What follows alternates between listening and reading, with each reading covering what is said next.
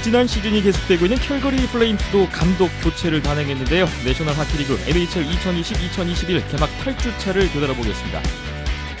서부와 동부 컨퍼런스 각각 1위를 차지했던 체스카 모스크바와 아크바르스 카잔이 이변 없이 플레이오프 1라운드를 4연승으로 가볍게 통과했습니다. 콘티넨탈 하키리그 KHL 2020-2021 가가린컵 플레이오프 1라운드를 중간 점검해보겠습니다. 국내 최초 국내 유일의 아이스하키 팟캐스트 비하인드넷 263회 시작합니다.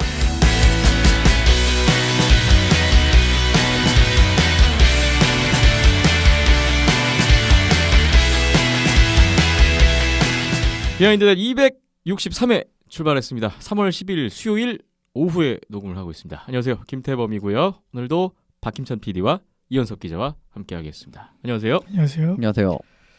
263회 문을 열었습니다. 박김천 PD님이 온도스포츠 이벤트 당첨자분들께 배송을 직접 열심히 하고 계시면서 애청자분들 직접 만나 뵙고 훈훈한 시간을 보내고 계시다고 들었는데요.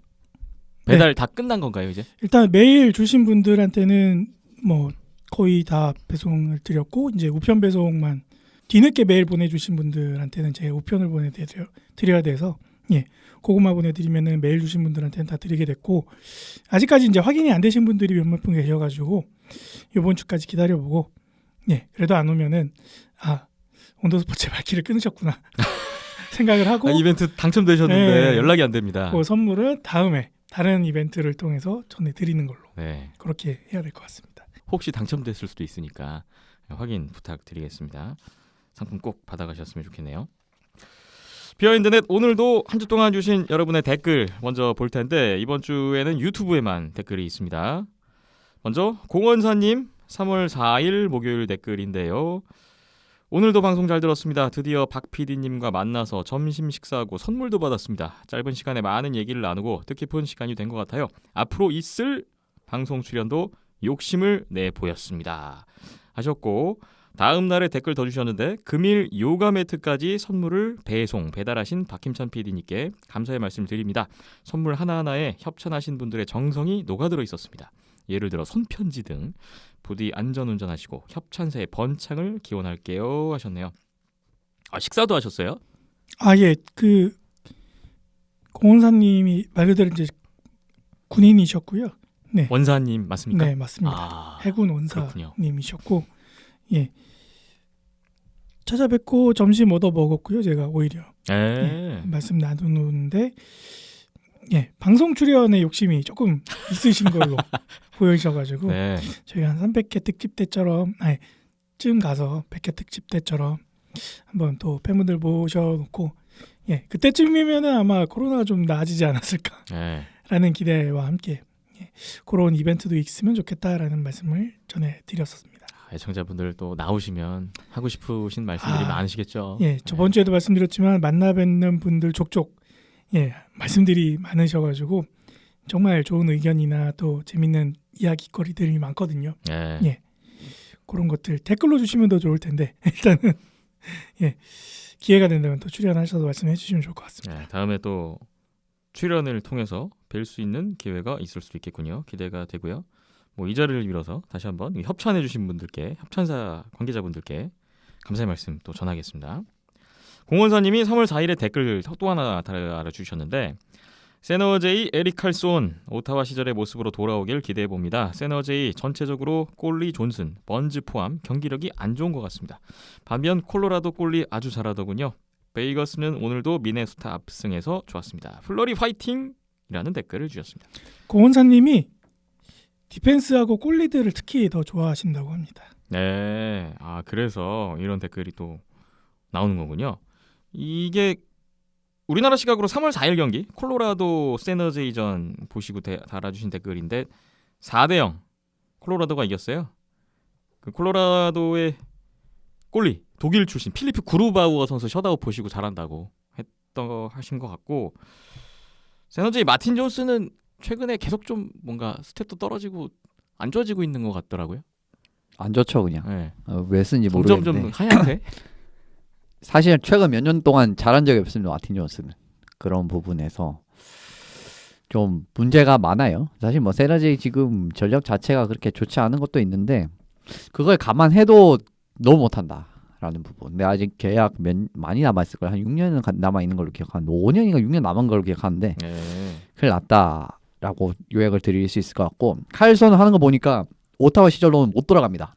예전만큼의 그 폭발력이라든가 그런 스케이팅의 그런 폭발력 그런 부분이 완전히 상실이 됐어요.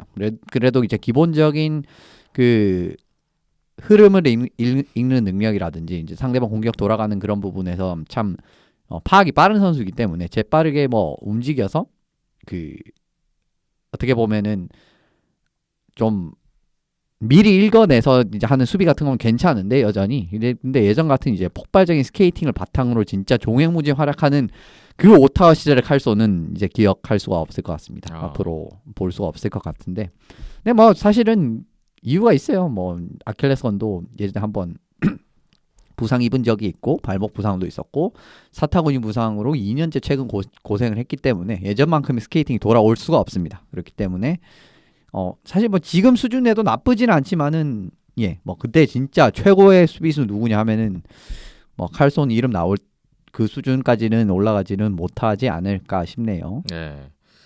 공원사님 또 세너지 에릭 칼손으로 시작해서 꼴리 이야기까지 잘 들었습니다. 댓글 감사합니다. 다음 댓글 보겠습니다. 프랜시스 기원님 3월 4일 목요일 댓글입니다. 갤런트는 자기 이름을 깔랑이라고 발음했다면 진작에 레 까나디엥 감독이 되고도 남았겠지. 농담이고요 하셨고요. 심지어 퀘벡은 다른 주에서 건너온 자국민보다 프랑스인에게 대학 학비를 훨씬 저렴하게 받기까지 합니다. 프랑스계 혈통이라는 프랑스어를 쓴다는 자부심이 굳건하다 못해 고집스럽게도 느껴집니다. 덕분에 시애틀만 행복한 고민이 늘었네요. 헵스 팬분들께는 죄송합니다. 꾸벅 하셨어요. 뭐 재미있는 비유를 또 이름으로 또 해주신 것 같은데 근데 좀 요런 말 옛날부터 많았습니다. 이제 몬트리올은 캐나다인 진짜 그 프랑스계 캐나다 감독만 쓴다. 요런 거는 사실 뭐 최근 역사만 봐도 최근 감독을 했던 사람들만 봐도 딱 오고 근데 프랑스인들한테는 대학 학비도 적게 받는다고 이런 것도 몰랐네요. 그건 참 뭔 생각인지 모르겠는데 아무튼 그러니까 이게 퀘벡의 예전에 뭐 캐나다로부터 독립을 하니 뭐 이런 이야기 나온 게 괜히 그런 게 아니다라는 생각이 듭니다. 이제 이런 이제 기원님께서는 이제 캐나다 살고 계시니까 더 이제 이런 부분에서 자세히 알고 계신 이야기를 주신 것 같고요. 근데 갤런트 감독은 제가 이게 아직 또 이름이 솔직히 말하면 헷갈려요. 영어식으로 읽어야 될지 이 양반을 갈랑이라고 해야 될지. 왜냐하면은 일부 이제 그 방송을 보면은 갈랑이라고 하는 사람들도 있단 말이에요. 그리고 이 사람이 PEI 출신인데 본인은 뭐라고 하는지는 뭐 나온 게 없나요? 원래 그 부분은 잘 모르겠습니다. 근데 이제 본인 PEI 출신인데 이제 그 주니어 시절은 또 QMJH에서 또 보낸 요런 것도 있고 참 모르겠습니다. 그래서 진짜 많이 헷갈리는 감독이에요. 그래도 이제 그 캐나다 이제 저는 이제 캐나다 근데 이름을 보면은 조금 이제 캐네디의 그 프렌치 캐네디언 냄새가 난단 말이에요. 근데 이제 그래도 이제 PEI 출신이고 일단 기본적으로 저는 퀘벡 출신 친구들한테는 이제 프랑스계 이름 냄새가 난다라고 하면은 그 프랑스식으로 부릅니다. 근데 갤런트 감독은 그러지는 않았어요. 그래서 지금 솔직히 말하면 이분 헷갈립니다. 저는. 그래서 갤런트라고 해야 될지 갈랑이라고 해야 될지 그런 개인적 고민인데 그래도 뭐 그냥 영어식으로 일단은 어차피 제 그냥 개인적인 룰이에요. 그러니까 이거는 그 퀘벡 주 출신 프랑스계 친구들은 딱 프랑스식으로 부르는데 저는 이제 그렇지 않은 지역의 이제 출신은 기본적으로는 이제 영어식으로 부르고 뒤에 이제 그 인지가 됐을 때 이게 캐나다식으로 부르는 거 더 선호를 하는구나라고 인지가 됐을 때는 이제 그 바꾸거나 이런 식으로 교체를 하는 방법. 저는 그렇게 하고요. 또 그렇게 헷갈리는 친구가 세너제의 로건 커츠어 있습니다. 로건 커츠어. 그냥 로건 커츠어로 알고 있는데. 근데 이 선수도 그 프랑스계의 냄새가 좀 나요. 이름이 쿠티르라고 할 수 있단 말이에요. 이제 프랑스식으로 하면은. 근데 출신 제가 알기로는 그 온타리오주의 어디였더라? 아무튼 그렇기 때문에 그 퀘벡 출신이 아니기 때문에 그런데 만약에 이 친구도 만약에 뭐 본인이 그리고 본인도 막 코치어라고 하는 거에 대한 그런 뭐 고치겠다 이런 게 없기 때문에 좀 그런데 아무튼 본인이 그렇게 가만히 있으면 그렇게 가는 거죠. 갤런트 감독은 무지 헷갈린다라는 게 제 그냥 개인적인 그냥 견해입니다.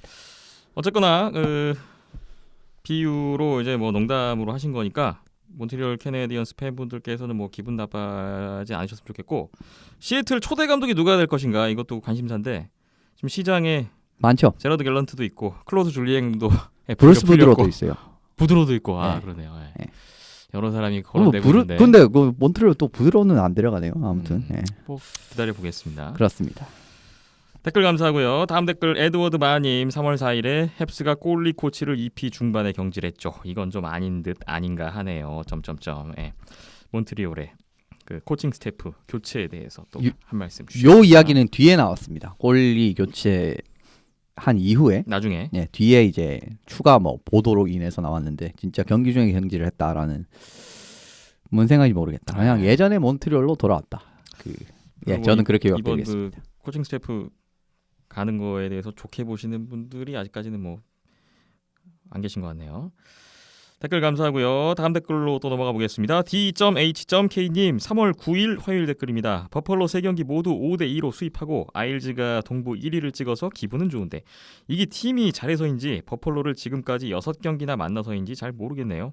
3월 중후반부터 캡스, 필리, 보스턴, 펭귄스 같이 컨텐더 팀들만 줄창 만나니까 그때쯤에 가려워질 것 같지만요.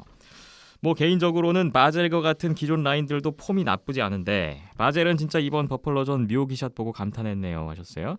작년 합류한 파조가 파워플레이에서 큰 도움 주고 있고 dob슨, 넬콜, 월스트롬, 소로킨 같은 유망주들이 팀에 잘 적응하면서 순항하고 있다고 생각합니다.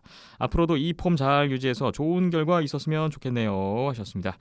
뉴욕 아일랜더스 팬이시라고 지난주에 댓글에서 소개를 드린 적이 있는데 매슈 바젤의 그 시즌 9골 장면인데요. 골리 앞에서 다리 사이로 퍽을 뒤로 뺀 다음에 자신의 뒤에 있는 퍽을 밀어넣는 그 놀라운 골 저도 잘 봤습니다. 저는 솔직히 당연히 그냥 가비지 게임 나올 것 같아서 3경기라에 주목도 하지 않고 있었습니다. 네. 그래서 이런 골 나온 줄도 몰랐었어요. 근데 질 것 같지 않다라는 느낌이 있습니다. 보면은. 근데 이 딱 아이스랑 버펄로 만나면 그런 느낌이 다거든요. 똑같은 결과 5대2 3연승. 올 시즌에 뉴욕 아일랜더스 버펄로전 6전 6승이에요. 네, 뭐 사실 지금 순위에 큰 도움이 된 건 사실입니다. 아주 그러니까 둘 다라고 저는 생각을 해요. 그러니까 팀 전력도 지금은 확실히 이제 득점력 부분에서 예전만큼의 그런 부진이 나오지 않으면서 올라왔고, 근데 이제 또 상대도 좋은 상대. 네. 근데 상성이 좋은 오늘 상대를 보스턴 만났고. 또 이겼어요. 보스턴전 4전 4승입니다. 그렇죠. 네. 예, 그런 것도 보스턴은 있고. 이제 기도해야 됩니다. 이렇게 되면 이 정도 되면은 플레이오프 때 1라운드에 또 걸리면 안 돼요. 이런 게. 그러니까 1라운드에 아일스 만난다? 이러면은 아무리 1번 시드를 만약에 이제 보스턴이 기어 올라가서 먹는다고 할지라도 진짜 머리 아파질 수가 있습니다. 예, 이게는 기본적으로 이제 아일스가 상대방이 깊이가 약하다? 이런 팀은 절대 안 지거든요. 이제 아일스보다 깊이까지 약해버리면 이길 수가 없는데 지금 보면은 그런 거 이길 수 있을 만한 팀이 이스트 디비전에는 필리 정도밖에 없는 것 같아서 아일스를 진짜 깊이로 찍어 누를 올 수 있는. 시즌 보니까 아일스가 워싱턴전 2전 2패, 필라델피아전 2전 2OT. 예, 두 팀한테는 아직 승리가 없네요. 그렇죠. 예. 워싱턴도 조금은 이제 1, 2, 3 라인이 잘 돌아가면은 그럴 수 있는데 보스턴 같은 경우는 일단 1라인이 강하긴 하지만은 1라인만 어떻게 잘 그 아일스 선수들이 잘 막아내면은 2, 3, 4라인부터는 사실은 더 세졌거든요. 지금은. 그렇기 때문에 확실히 좀 깊이에서 만약에 아일스보다 약하다? 이러면 진짜 아일스 이기기 진짜 어렵습니다. 진짜 기본적인 수비 체계까지도 잘 갖춰진 팀이기 때문에 더더욱 어려운 감이 없지 않아 있죠. 그러니까 또 이제 추가로 드립니다. 그러니까 이게 템파한테는 그렇게 털렸던 겁니다. 작년 지난 시즌 플레이오프 컨퍼런스 파이널에서 그런 부분을 좀 상기를 하시면 될 것 같고, 올해 같은 경우 돕스는 좀 잘한 경기 진짜 괜찮은데 아직까지 역시 어리니까 좀 못하는 경기는 참 이게 안 되겠는데 이런 경기가 있긴 있지만 그래도 이제 또 아이스도 좀 좋은 선수들 잘 이제 모아놨기 때문에 그런 선수들이 이제 즉시 전력으로 지금 활용이 되고 있고 또 중전 자원도 탄탄하고 뭐 베테랑들도 많은 상황이기 때문에 지금은 진짜 팀 입장에서는 한번 기회가 찾아오지 않나 이런 생각이 듭니다. 그 시즌 초반에 뉴욕 레인저스와 제일 밑에 있던 아일랜더스가 어느덧 위에 올라와 있고요. 네, 계속해서 뭐 좋은 성과가 있었으면 좋겠네요. 댓글 감사합니다. 마지막 댓글 형노님 3월 10일 수요일 오늘 댓글 달아주셨습니다. 지난 보스턴과의 경기에서 톰 윌슨이 모딩으로 7경기 출장 정지의 징계를 받았습니다. 개인적으로 이번 징계는 과한 징계로 생각이 됩니다. 경기 중에도 문제가 없었지만 상대가 병원에서 하루 입원하고 나오니까 갑작스럽게 징계를 강제한 기분입니다. 더불어서 캡스의 동료들도 이번 건은 잘못되었다고 옹호 인터뷰들이 나오네요. 그날 백스트롬은 700어시를 했는데 다행히 일요일에 필리를 잡아서 기분이 나아졌지만 말입니다. 오늘 저녁 데빌스와의 경기를 응원합니다. 그런데 올해 새로 나온 레트로 유니폼은 별로 사고 싶은 마음이 들지 않네요 하셨어요. 형노님은 워싱턴을 응원하고 계신 것 같죠? 오늘 뉴저지전 했어요. 3피리어드에 3골 차를 따라잡혀서 좀 불안했는데 그래도 결국 연장에서 이겼고요. 워싱턴이 그래도 최근 너무 좋아요. 최근 9경기 7승 1패 1OT 좋은 기세를 유지는 하고 있습니다. 톰 윌슨 7경기 출장 정지가 뭐 지난주에 큰 뉴스 중에 하나였는데 예. 이현숙 기자님은 이거 어떻게 보셨어요? 저는 좀 과하긴 과하지만은 뭐 이해 자체는 된다라고 생각합니다. 근데 저는 솔직히 말씀드리면 체킹 자체는 그렇게 더럽지 않았다라고 생각을 해요. 지저분하지 않았다라고 네. 생각을 합니다. 왜냐하면은 그 체킹이 들어가는 높이 자체가 그렇게 높지도 않았고요. 아주 높지도 않았고요. 카를로 선수가 키가 크거든요. 그런 부분 생각하면 아주 그렇게 큰 높지가 않았는데 카를로 선수가 퍽을 이제 보드에서 딱 이제 그 잡으려고 머리를 이렇게 숙이는 장면이 있어요. 그러면서 낮아져 버렸어요. 그러니까 어깨로 들어갔는데 고개가 낮아지니까 그냥 그게 찍히는 이런 좀 불운했죠. 솔직히 말씀을 드리면은. 근데 이거는 또 당하는 입장에서 보면은 조금은 불쾌할 수 있습니다. 분명히. 예, 그래도 이제 제가 생각했을 때 제 기준에서는 아주 그렇게 큰 문제가 없었다. 그러니까 체킹을 받아들이는 입장에서도 그렇게 고개를 내리면은 어쩔 수 없다. 라는 부분은 조금 가만히 돼야 되지 않나 싶습니다. 근데 윌슨이 좀 전적이 화려합니다. 예전부터 좀 이런 게 많았어요. 아, 그래요? 예, 좀 이렇게 선을 좀 넘나드는 요런 체킹을 또 잘하는 선수거든요. 톰 윌슨 선수가. 그러면서 예전부터 징계도 많이 받았었고 벌금도 많이 받았기 때문에 그런 게 다 누적이 된 거죠. 원래 이제 좀 NHL 같은 경우에는 징계를 줄 때 예전에 좀 전적이 좀 화려하고 많은 요런 선수들한테는 좀 가중처벌을 좀 내리는 경향이 없지 않아 있습니다. 네. 그런 부분인데 그래도 7경기는 제가 생각했을 때 이거 풀시즌 기준으로 한 10경기 정도거든요. 그렇죠. 조금 많다라고 생각을 하고요. 그래도 뭐 양쪽 다 생각을 하면은 이해는 됩니다. 근데 뭐 말씀 주신 대로 뭐 병원에 하루 갔다 나와서 징계를 줄 이거는 아니고요. 요런 건 이제 인과관계에서 이렇게 좀 뭐랄까 영향이 없다라고 저는 생각을 하고요. 근데 뭐 카를로 선수가 이제 큰 부상이 아닌 건 다행이긴 합니다. 이제 뭐 조금은 위험할 수도 있었지만은 좀 그런 부분이 있고 어쨌든 윌슨 선수가 이제 나갔는데 이제 요거부터가 지금부터가 시작인데 좀 이 선수가 좀 신장을 살리는 부분도 있고 연계 플레이가 진짜 좋은 선수입니다. 네. 진짜 이 선수가 덩치에 가려진 그런 게 있어요. 그러니까 연계 플레이 같은 부분. 근데 그런 부분에서 조금은 워싱턴이 손실이 일어날 수밖에 없죠. 이제 탑 두 라인을 가동하는 부분에서 그걸 라비올레 라비올레 감독이 어떻게 잘 메우느냐. 지금 뭐 라비올레 감독도 이래저래 좀 많이 생각을 하고 있는 것 같더라고요. 인터뷰를 들어보니까. 아무튼 예. 그래도 캡스가 뭐 오늘 경기는 잡아냈고 지금 뭐 앞으로가 중요한데 뭐 조금 더 뭐 강한 상대를 만났을 때 조금 윌슨 선수의 그런 공백이 그리워질 수 있는 그런 뭐랄까 여지 자체는 있다고 생각합니다. 뭐 당장 다음 경기 필라델피아인데 이런 팀을 만나면 제가 생각했을 때는 조금은 이제 구멍이 크게 느껴질 수가 있거든요. 이런 부분으로 요약을 드릴 수 있을 것 같고 리버스 리트로 보셨어요? 오늘 레트로 유니폼? 예, 뭐 저는 그렇죠. 뭐 저 정보는 항상 최신 그렇죠. 정보로 가기 때문에 지금 리버스 리트로 31개 팀 중에 제일 인기 좋은 팀이 워싱턴 캐피털스입니다.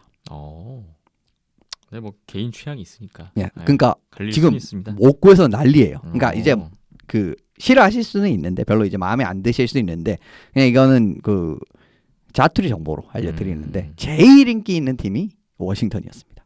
뭐 나오기만 하면은 뭐 난리가 나요. 그냥 지금 리버스 리트로가 전반적으로 이제 좀 품귀 현상이 나오고 있기 때문에 사실 지금은 건가요? 아니요. 저 리버스 리트 손 안 됩니다. 손은 안 될 겁니다. 앞으로 안 될 거고 그리고 앞으로 나올 가능성도 없습니다. 올해로 끝입니다. 그렇기 때문에 리버스 리트로 어쨌든 전반적으로는 굉장히 지금 뭐 하기 저지 좋아하시는 분들이랑 북미 쪽에는 굉장한 인기를 끌고 있다. 그리고 스크리밍 이글 그게 옛날에 워싱턴 유니폼이었어요. 예전. 네. 근데 그걸 이제 올해 색상으로 그때도 말씀드렸지만 리버스 리프트는 살짝 비튼 겁니다. 올해 그 감성으로. 그래서 색상이 지금 워싱턴 캐피털스의 빨간색이죠. 네. 그렇기 때문에 더 사람들이 좋아하는 것 같습니다. 그 스크리밍 이글이라고 그 저지가 불리는데 그게 옛날부터 그 저지가 굉장히 인기가 있는. 예전에 어떤 향수도 있으면서 예. 요즘 트렌드도 같이 가니까. 예. 뭐 근데 예전 이제 네. 그런 유니폼들 중에서도 음. 그 스크리밍 이글 저기가 굉장히 인기가 있었어요. 예. 근데 올해 그게 거의 뭐 복각이 된 느낌으로 나왔으니까 거의 폭발적인 인기를 끌고 있고 예 그렇습니다. 형노님, 예. 워싱턴 관련된 댓글까지 이렇게 잘 보고 갑니다. 오늘도 댓글 참여해주신 분들께 감사의 말씀을 드리겠고요. 항상 어느 경로를 통해서든 댓글의 문은 열려 있으니까 의견도 주시고 많은 이야기를 들려주시면 감사하겠습니다. 후원도 항상 열려 있으니까 부탁을 드리겠고요. 좋아요, 구독, 온더스포츠 유튜브 채널, 팟빵, SNS 통해서 많이 눌러주셨으면 또 좋겠네요. 참여해주신 분들께 감사의 말씀 다시 한번 드리겠습니다. 비어인터넷 잠시 후에는 NHL 이야기부터 시작해보겠습니다.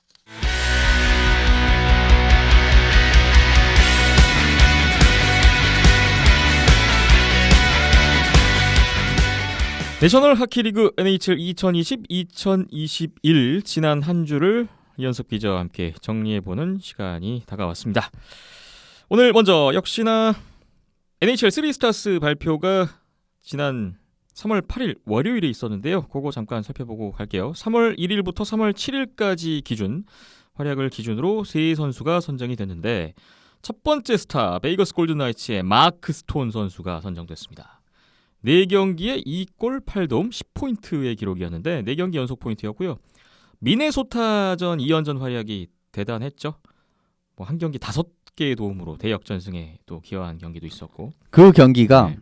1차 어시스트 5개였거든요. 그렇죠. 네. 근데 아르테미 파나리 선수가 콜럼버스 블루제킷스 당시에 했던 이후로 20년 동안 한 번 그러니까 그게 마지막 기록이고 그 전에 20년 동안 20년 만에 나온 기록이라고요? 거의 20년인가 아무튼 굉장히 오래간만에 나온 기록인데 그러니까 그 앞에 이제 파나리 선수가 있었고 그러니까 파나리 선수가 파나리는 NHL 기록은 그렇죠. 아니잖아요. 아니요 NHL 기록을 알고 있습니다. 20년 콜럼버스 아니요 20년 전이 아니라 그러니까 여기 이제 스톤 선수의 기록이 있고 그럼 아주 가까이에 이제 파나리 선수의 기록이 있었잖아요. 네. 콜럼버스. 그럼 그 전이 없었다라는 겁니다. 그 전에 20년. 네. 그러니까 아예 굉장히 그 레어한 기록이다. 그만큼 네. 레어한 기록이 스톤이 만들었다라는 걸 좀 이제 인지를 하시면 될 것 같습니다. 그렇군요. 대단한 활약이었고 뭐 세너제이전 선제 결승골까지 있었기 때문에 뭐 마크 스톤 선수 대단했던 한 주였습니다. 두 번째 스타로는 밴쿠버 커넉스의 대처 댐코 선수가 뽑혔는데 3경기에 3승 올렸고 세이브 성공률 96.9%, 평균 실점 1.00, 셧아웃 한 번 있었어요. 위니펙전 셧아웃 있었고 그 다음에 토론토전 2경기 연속 승리. 네, 이 활약이 또 선정의 이유가 됐습니다. 어제도 몬트리올전 29세이브 1실점 또 팀 승리에 힘을 보탰고요. 밴쿠버 커넉스가 요즘 좀 연승을 했는데 뭐 댐코 선수의 역할이 좀 컸던 것 같아요. 그리고 세 번째 스타로는 캐롤라이나 허리케인스의 마르틴 네차스 선수가 뽑혔는데 4경기에 2골 5도움 7포인트의 활약이었습니다. 2017년에 1라운드 지명됐던 22살 체코 출신 센터인데 4경기 다 역시 포인트 올렸고 플로리다전 연장 골든골 1골 2도움 또 그 경기가 좀 임팩트가 좀 있었네요. 세 선수 다 지난주에 그 팀 연승의 주역들이라고 볼 수가 있겠는데 NHL 3스타스에 이렇게 뽑혀서 살펴봤습니다. 지금부터는 각 디비전별로 역시 지난 한 주를 정리해 보겠습니다. 첫 번째 디비전 스코샤 노스 디비전 보겠습니다. 캐나다 팀들로만 구성되어 있는 스코샤 노스 디비전인데요. 지난주 보면 선두 토론토 에드먼턴전 원정 3연전 수입했고요. 4연승까지 갔는데 이후에 밴쿠버전 2연전을 수입당했고 오늘 위니펙전까지 지면서 4연승 후 3연패가 됐네요. 2위 위니펙의 추격을 받게 된 한 주가 됐습니다.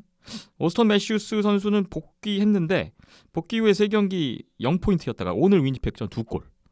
이제 6경기 만에 다시 득점포를 제기했습니다. 저는 이거 보고 참 그렇게 진짜 미드 시즌 돼서 뉴스가 없구나라는 생각을 많이 받았습니다. 네. 뉴스 나오는 게 메시우스 3골 못 넣, 3경기 골 못 넣었다고? 부상이 여파가 있다. 어차피 그런 이야기가 왜 나오는지 모르겠어요. 골 못 넣을 수 있잖아요. 근데 부상 전까지 한 5경기인가가 너무 좋았거든요. 한 9포인트인가? 그러니까 네. 이게 평균 수렴이 되는 거고. 이거 어떻게 보면은 포워드가 그렇게 좀 못할 수가 있잖아요. 조금 살짝 아예 어떻게 풀 시즌 동안 네. 계속 골을 넣어요. 근데 그러니까 걱정할 수준은 아니었다는 걸 오늘 보여준 거예요. 무슨 그런 걸 또 뉴스를 내면서 무슨 스타니까. 저는 그런 걸 좀 이해 안 해요. 이게 결국은 진짜 미드 시즌에 그렇게 뉴스가 없나 이런 생각까지 들 정도로. 그러니까 그냥 토론토의 에이스다 보니 뭐 이것저것 뉴스가 나오는 게 아닌가. 네, 그러니까 이게 너무 그런 생각이 좀 들어요.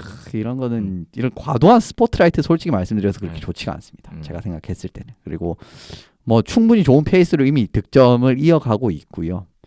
세 경기 그동안 너무 좋았잖아요. 솔직히 말씀드리면. 그러니까 너무 좋다가 3경기 0포인트, 5경기 무득점 이러니까 이제 그렇죠. 뉴스가 된 네. 거죠. 네. 그러니까 그런 흐름 자체는 사실 시즌에 올 수가 있는데 이게 뉴스가 될 정도로 확실히 미드 시즌에는 그러니까 지금 거의 시즌 중반이잖아요. 지금 27경기쯤 했으니까 그렇습니다. 네. 역시 좀 관심도가 좀 떨어지고 좀 뉴스 거리가 사실은 많을 수가 없죠.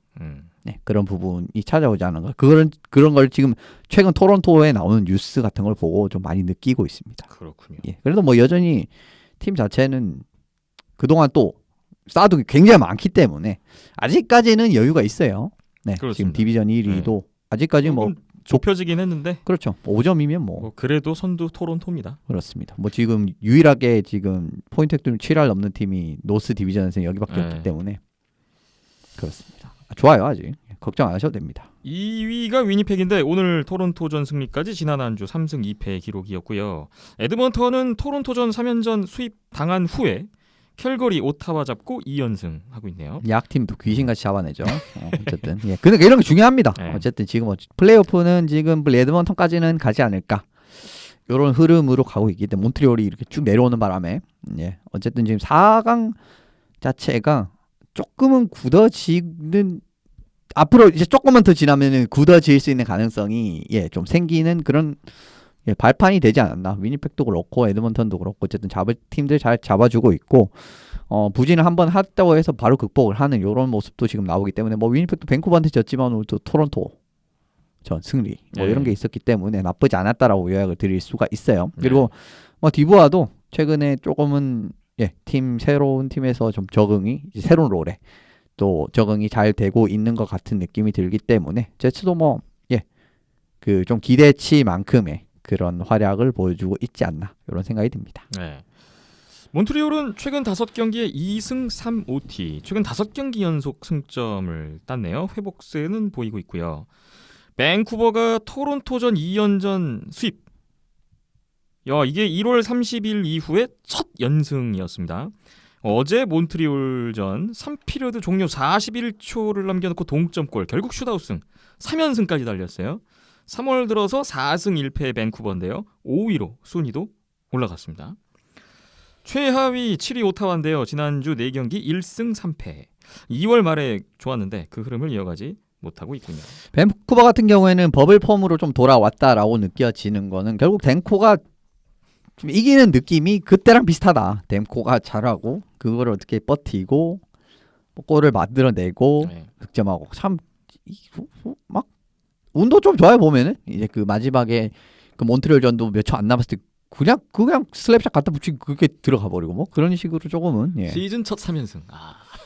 사실 그 정도로 지금 밴쿠버가 좋지 않다라는 거예요. 근데 사실 지금 몬트리올보다 5경기를 더 했는데 승점이 3점 뒤집니다. 이거는 아직까지 갈 길이 멀어요. 지금 그쪽 그 방송을 이제 그 해설 들어보면 아직까지 희망이 있다 이러는데 과연 희망이 10연승 정도 해야 이 제 생각에 그 정도는 해야 되는 거라고 봅니다. 지금 승점 못해도 7연승까지는 가야 돼요. 진짜 못해도 지금 연승 기운을 그런 부분이 있기 때문에 아직까지는 좀 희망을 논하기는 어려운 단계가 아닌가라고 생각하고 댐코가 잘할 땐 잘하지만은 무너질 때도 화끈하게 무너지거든요. 이 선수가 2월 성적을 보시면은 세이브 성공 88.5%인가 아무튼 그렇습니다. 그래서 잘할 땐 잘하지만 무너질 또 화끈하게 무너진 친구이기 때문에 네. 아직 3월 4경기 있습니다. 그래서 조금 더 지켜보셔야 될 것 같고 만약 3월 진짜 댐코가 뜨겁게 한 달을 달구잖아요. 그러면 진짜 갈 수 있습니다. 희망이 생깁니다. 네. 그런 부분이 있는데 솔직히 말씀드리면 지금 밴쿠버는 위에를 생각하기보다는 밑에 캘거리가 어떻게 올라올지 요거를 더 걱정해야 될 시기가 아닌가. 예, 요렇게 저는 솔직한 말씀을 드리고 싶네요. 네. 자, 오늘 스코샤 노스 디비전에서 좀 더 이야기를 나눠봐야 될 팀은 방금 이야기 나오는데 캘거리 플레임스입니다. 또 스코샤 노스 디비전에서 몬트리올에 이어서 감독 교체를 단행한 팀이 지난주에 발생했는데 바로 캘거리였어요. 지난 3월 4일 목요일이었습니다. 제프 워드 감독을 경질했고요. 후임 감독으로 데럴 서터 감독을 새로 임명한 캘거리였는데 워드 감독이 올 시즌에 24경기를 해서 11승 11패 2OT 디비전 5위였어요. 이제 그 상태에서 경질이 됐습니다. 2월 중순 이후로 이제 경질될 때까지 2승 5패 1OT 좀 저조한 흐름을 보였던 것이 결국 뭐 경질로 이어지지 않았나. 뭐 결과적으로는 그렇게 됐는데요. 자, 이 캘거리의 감독 교체에 대해서 오늘 좀 이현숙 기자님과 이야기를 나눠봐야 될 것 같아요. 예. 또 바꿨네요. 이 동네에서. 근데 조금은 솔직히 말씀을 드리면은 좋은 결과를 장담하기엔 좀 어렵지 않나.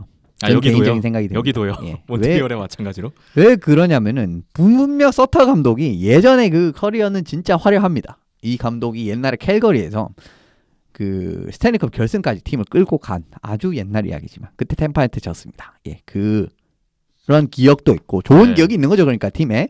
그리고 LA 당시에 참 좋은 팀을 만들었던 LA 킹스에서 우승 2번. 2번 했습니다. 그때 뭐 진짜 시카고랑 어깨를 나란히 할 수 있는 팀 어디냐고 하면은 그 당시 솔직히 말씀드리면 서부 LA 정도였어요. 근데 그런 팀을 만드는 이런 부분이었기 때문에 실적 자체는 있어요. 분명히 있습니다. 근데 왜 지금 좀 좋은 결과 장담하기 어렵다라는 말씀을 드리냐면은 서터 감독 LA 시절 하키 스타일을 보시면은 좀 장신 선수를 선호를 하고 일단 네. 그리고 체킹 상대방을 갉아먹습니다. 체킹으로. 그런 부분 아주 쿵쿵 들이박습니다. 선이 좀 굵은 하키를 한다는 거죠. 근데 그런 부분인데 지금 캘거리 선수지를 보면은 옛날 LA 시절에 이런 그 모습을 보여줬을 때 그냥 그때 그 LA 체제를 생각하면은 그 체제에 들어맞는 선수는 밀란 루치치 정도밖에 없는 것 같거든요. 제가 봤을 때는. 그러니까 선수진 적합하지가 않아요. 지금 캘거리는 같은 경우는 굉장히 빠르고 그 지역 침투에 들어가고 이런 부분에서 참 좋은 성적 그 좋은 모습 보일 수 있는 선수 뭐 맨저펜이라든지 딜런 두베 같은 선수도 있고 조니 구드로 선수도 있고 뭐 좀 왜소한데 스케이팅이라든지 그런 부분에서 좀 빠르게 치고 들어갈 수 있는 선수들이 많은 이런 팀이라고 할 수가 있거든요. 근데 서터 감독이라 거의 정반대 스타일의 그 감독을 스타일을 구사하는 감독을 자리에 앉혔다라는 부분은 1차적으로 일단 제가 경계하는 부분이고요. 그리고 2차적으로는 만약에 지금부터 서터식의 하키를 구사할 수 있는 이런 선수들을 영입을 해서 팀을 재편하기 시작할 거다라고 생각을 하면은 그것도 지금 트렌드랑 너무 벗어나요. 최근 트렌드 좋은 성적 내고 있는 팀들 보세요. 토론토, 콜로라도. 네, 콜로라도 아주 그런 좋은 성적은 아니지만은 그래도 콜로라도의 스타일 자체는 지금 트렌드랑 어떻게 보면 제일 적합한 트렌드라고 할 수가 있습니다. 수비수들의 펑 무빙이라든지 공격수 깊이 그리고 스케이팅 전반적인 이런 밀어붙이는 게 같은 거 제가 생각을 해보면 콜로라도 그다음에 뭐 캐롤라이나 템파베이 이런 팀들 보시면은 다 이제 그런 좀 유사성이 관찰이 됩니다. 근데 그거랑은 너무 정반대예요. 방금 말씀드린 서터식의 하키는 우선을 강조하고 그냥 직선적인 플레이. 그 다음에 물론 이런 게 좀 전통적으로 굉장히 괜찮았던 그런 안정적인 체제이긴 합니다만은 사실 굉장히 트렌드랑 벗어난 그림이 되기 때문에 자칫 위험할 수가 있다라는 겁니다. 서터 감독이 나이도 62세. 지금 92년부터 NHL 감독 생활을 했으니까 거의 30년을 그렇죠. NHL 감독을 한 사람이니까 본인의 어떤 그 철학이 있겠죠. 근데 그러한 어떤 스타일이나 그런 게 시스템이 요즘 트렌드랑은 좀 안 맞을 수 있다. 그런 지적이시네요. 물론 그거는 이전에 이제 서터의 이야기인데 사실 지금 서터 감독이 성공했었던 그런 게 그러니까 LA 시절을 말씀드리는 겁니다. 근데 만약에 서터 감독이 지금 또 스타일을 바꿀 수 있다. 라고 한다면은 만약에 이야기입니다. 그러면 이제 완전히 다른 이야기가 될 수도 있어요. 근데 지금까지 예전에 그런 서터 감독의 이제 성공 그 체계 그리고 가장 큰 성공을 했었던 LA에서의 모습을 본다면은 조금 그런 부분은 기대하기가 어렵지 않나. 이런 건 이제 두 번째 위협 요소라고 볼 수가 있는데 왜 그런 또 생각을 했었냐면은 LA가 서터 감독 말년 때 생각을 해보시면은 딱 답이 나옵니다. 뭔가 괜찮은데 결과적으로 막 베이거스 이런 팀들이라든지 어떻게 보면 베이거스도 최근 트렌드에 딱 맞는 팀이라고 할 수가 있거든요. 약합니다. 그러니까 그때 저는 좀 시대에 좀 LA가 결국 좀 뒤처지는 느낌을 받았거든요. 그렇기 때문에 서터 감독이 좀 스타일을 많이 바꾸지 않는 이상은 좀 전면적으로 수정하지 않는 이상은 뭐 이 두 가지 요소에서 좀 위협 요소가 좀 더 많은 이제 그 감독 교체라고 저는 생각을 합니다. 뭐 긍정적으로 보기는 어려운 선택이다. 현재로서는 뭐 그렇게 보시는 것 같은데. 그럼 좀 한편으로 저는 이런 질문을 좀 드려보고 싶은 게 제프 워드 감독을 그냥 두는 선택은 어땠을까요? 그러니까 지난번에 클로드 줄리엔 감독은 아니 너무 성급하지 않냐. 가만히 두면 다시 올라갈 것 같은데 이런 말씀 주셨잖아요.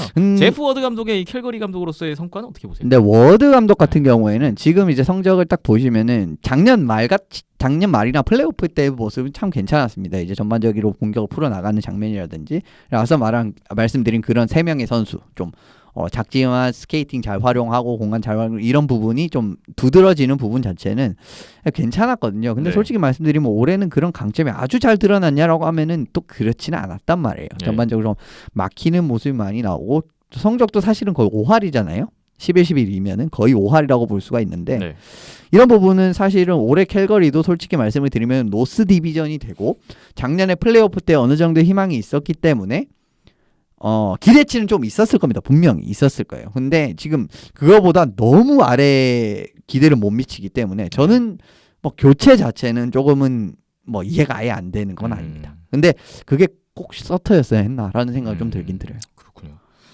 그러니까 제프 워드 감독이 지난 시즌 도중에 이제 코치였다가 감독이 돼서 거의 뭐 한 시즌 했나 정도 싶을 정도로 저는 좀 너무 좀 기회를 못 받은 것도 아닌가 그런 생각이 들어서 거의 여쭤봤고요. 한 시즌이죠. 근데 이제 줄리엔 감독 같은 경우는 제가 좀 반대 의견을 내친 이유는 좋았던 때가 있었잖아요. 시즌 초반에 굉장히 좋았던. 근데 조금 내려온 느낌이라. 그러니까 팀이 이렇게 바이오리듬을 보면은 팀이 이렇게 굴곡이 이렇게 가잖아요. 한 시즌 동안. 그러면 좀 그냥 내려온 이런 느낌에서 좀 성급하게 그냥 자른 느낌이었어요. 근데 캘거리 같은 경우에는 그냥 쭉 그렇게 올라온 적이 별로 없었습니다. 올해 같은 경우에는 그런 부분을 감안을 하신다면은 좀 이해가 안 되는 건 아니죠.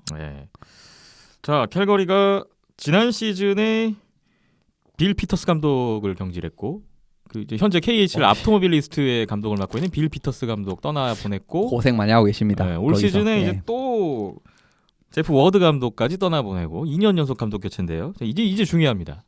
데럴 서터 감독 체제로 시즌 도중에 이제 다시 가야 되겠는데 일단은 감독 교체 후에 2경기를 했는데 좀 서터 감독 합류가 좀 늦어지고 있다고 해요. 뭐 다음 주 월요일 날 팀에 합류를 하고요. 그러니까 감독 없이 이번 주 월요일 합류를 했고요. 오늘 이제 첫 연습을 했다라고 합니다. 그래서 이제 아마 데뷔전은 다음 경기가 되지 않을까. 서터 감독 지휘 아래 이제 다음 경기가 첫 경기가 되겠군요. 일단 뭐 수비 체계 자체는 좀 잘 다지는 감독이기 때문에 그런 부분을 좀 기대를 해볼 부분이 있기는 한데, 근데 뭐 부임 이후 2경기는 사실 코치들만으로 치른 경기였기 때문에 뭐 분위기 전환이라도 좀 됐습니까? 전혀 그런 거 없었습니다. 아주 별로 좋지 않았어요. 별로 똑같았습니다. 그냥 2경기 70개 슈팅을 쐈는데 5골밖에 못 넣었고, 그다음에 파워플레이 11번의 기회에서 2번. 그러니까 큰 개선이 없었습니다. 실점 2경기에 7실점을 했기 때문에 아주 뭐 그렇게 뭐 감독이 일단 나갔다고 뭐 그렇게 달라진 건 없었고, 그래도 이제 앞으로는 좀 일단은 지켜봐야 되지 않나. 서터 감독이 그리고 지금 시즌이 짧기 때문에 또 이것도 문제가 되는 게 시즌이 짧잖아요. 그래서 지금 그 체제가 얼만큼 자리 잡는지도 그 기간도 지금 산정이 안 된단 말이에요. 그렇기 때문에 얼마만큼 긴 기간이 소요될지도 모르는 겁니다. 지금 캘거리가. 근데 여기서 조금 더 미끄러지잖아요. 그러면은 금방 뭐 오타와 밴쿠버랑 같은 라인이 될 수가 있습니다. 지금은 솔직히 조금은 더 유리하다라고 생각을 하거든요. 밴쿠버보다. 근데 이거 뭐 조금만 더 연패하면은 바로 뭐 지금 또 밴쿠버 분위기가 올라왔고 캘거리 분위기 더 조금만 더 내려오면은 더 아래로도 갈 수 있는 지금 중요한 상황이기 때문에 서터 감독이 빠르게 좀 체계를 잡는 게 중요하고 뭐 오늘 연습에서는 좀 빠른 템포를 강조를 했다. 뭐 이런 이야기가 있긴 있는데 좀 빠른 페이스를 강조를 했다는 이야기가 있긴 있는데 이게 서터 감독의 하키가 변화의 시작이라고 봐야 될지 아니면 뭐 오늘 연습은 첫 연습이었기 때문에 이런 느낌으로 갔는지 요거에 대한 해답도 뭐 조만간 알 수 있지 않을까 싶습니다. 네. 올 시즌 이제 정규리그 한 절반 정도 남겨둔 시점에서 선택을 한 캘거리인데요. 데럴 서터 감독 지휘 아래 남은 시즌 결과 또 주목이 됩니다. 다음 일정이 몬트리올이에요. 또 공교롭게도 감독 교체를 한 두 팀이 바로 맞대결 2연전을 펼치게 됐는데 어느 쪽이 웃게 될지 결과가 주목됩니다. 노스 디비전, 스코샤 노스 디비전 먼저 살펴봤고요. 잠시 후에 다른 세계 디비전 지난 한 주 돌아보겠습니다.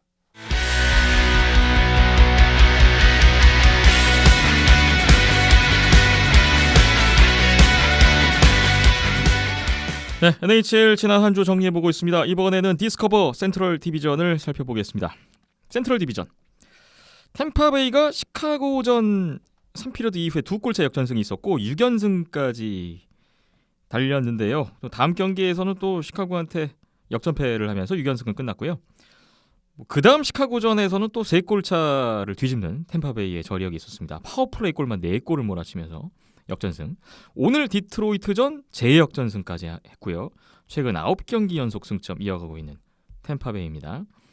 그리고 플로리다가 내슈빌전 원정 2연전을 수입했는데 이후에 캐롤라이나전에는 졌고요. 오늘 콜럼버스전 또 이겼고요. 지난 한 주 4경기 3승 1패 뭐 괜찮았던 플로리다였네요. 네, 뭐 사실 지금 템파 같은 경우에는 역시 지금 모든 수준에서 최고 수준 경기력이다. 제가 생각했을 때 역시나 올해도 우승에 제일 가까운 팀은 아직까지 템파베이다라고 요약을 드리겠습니다.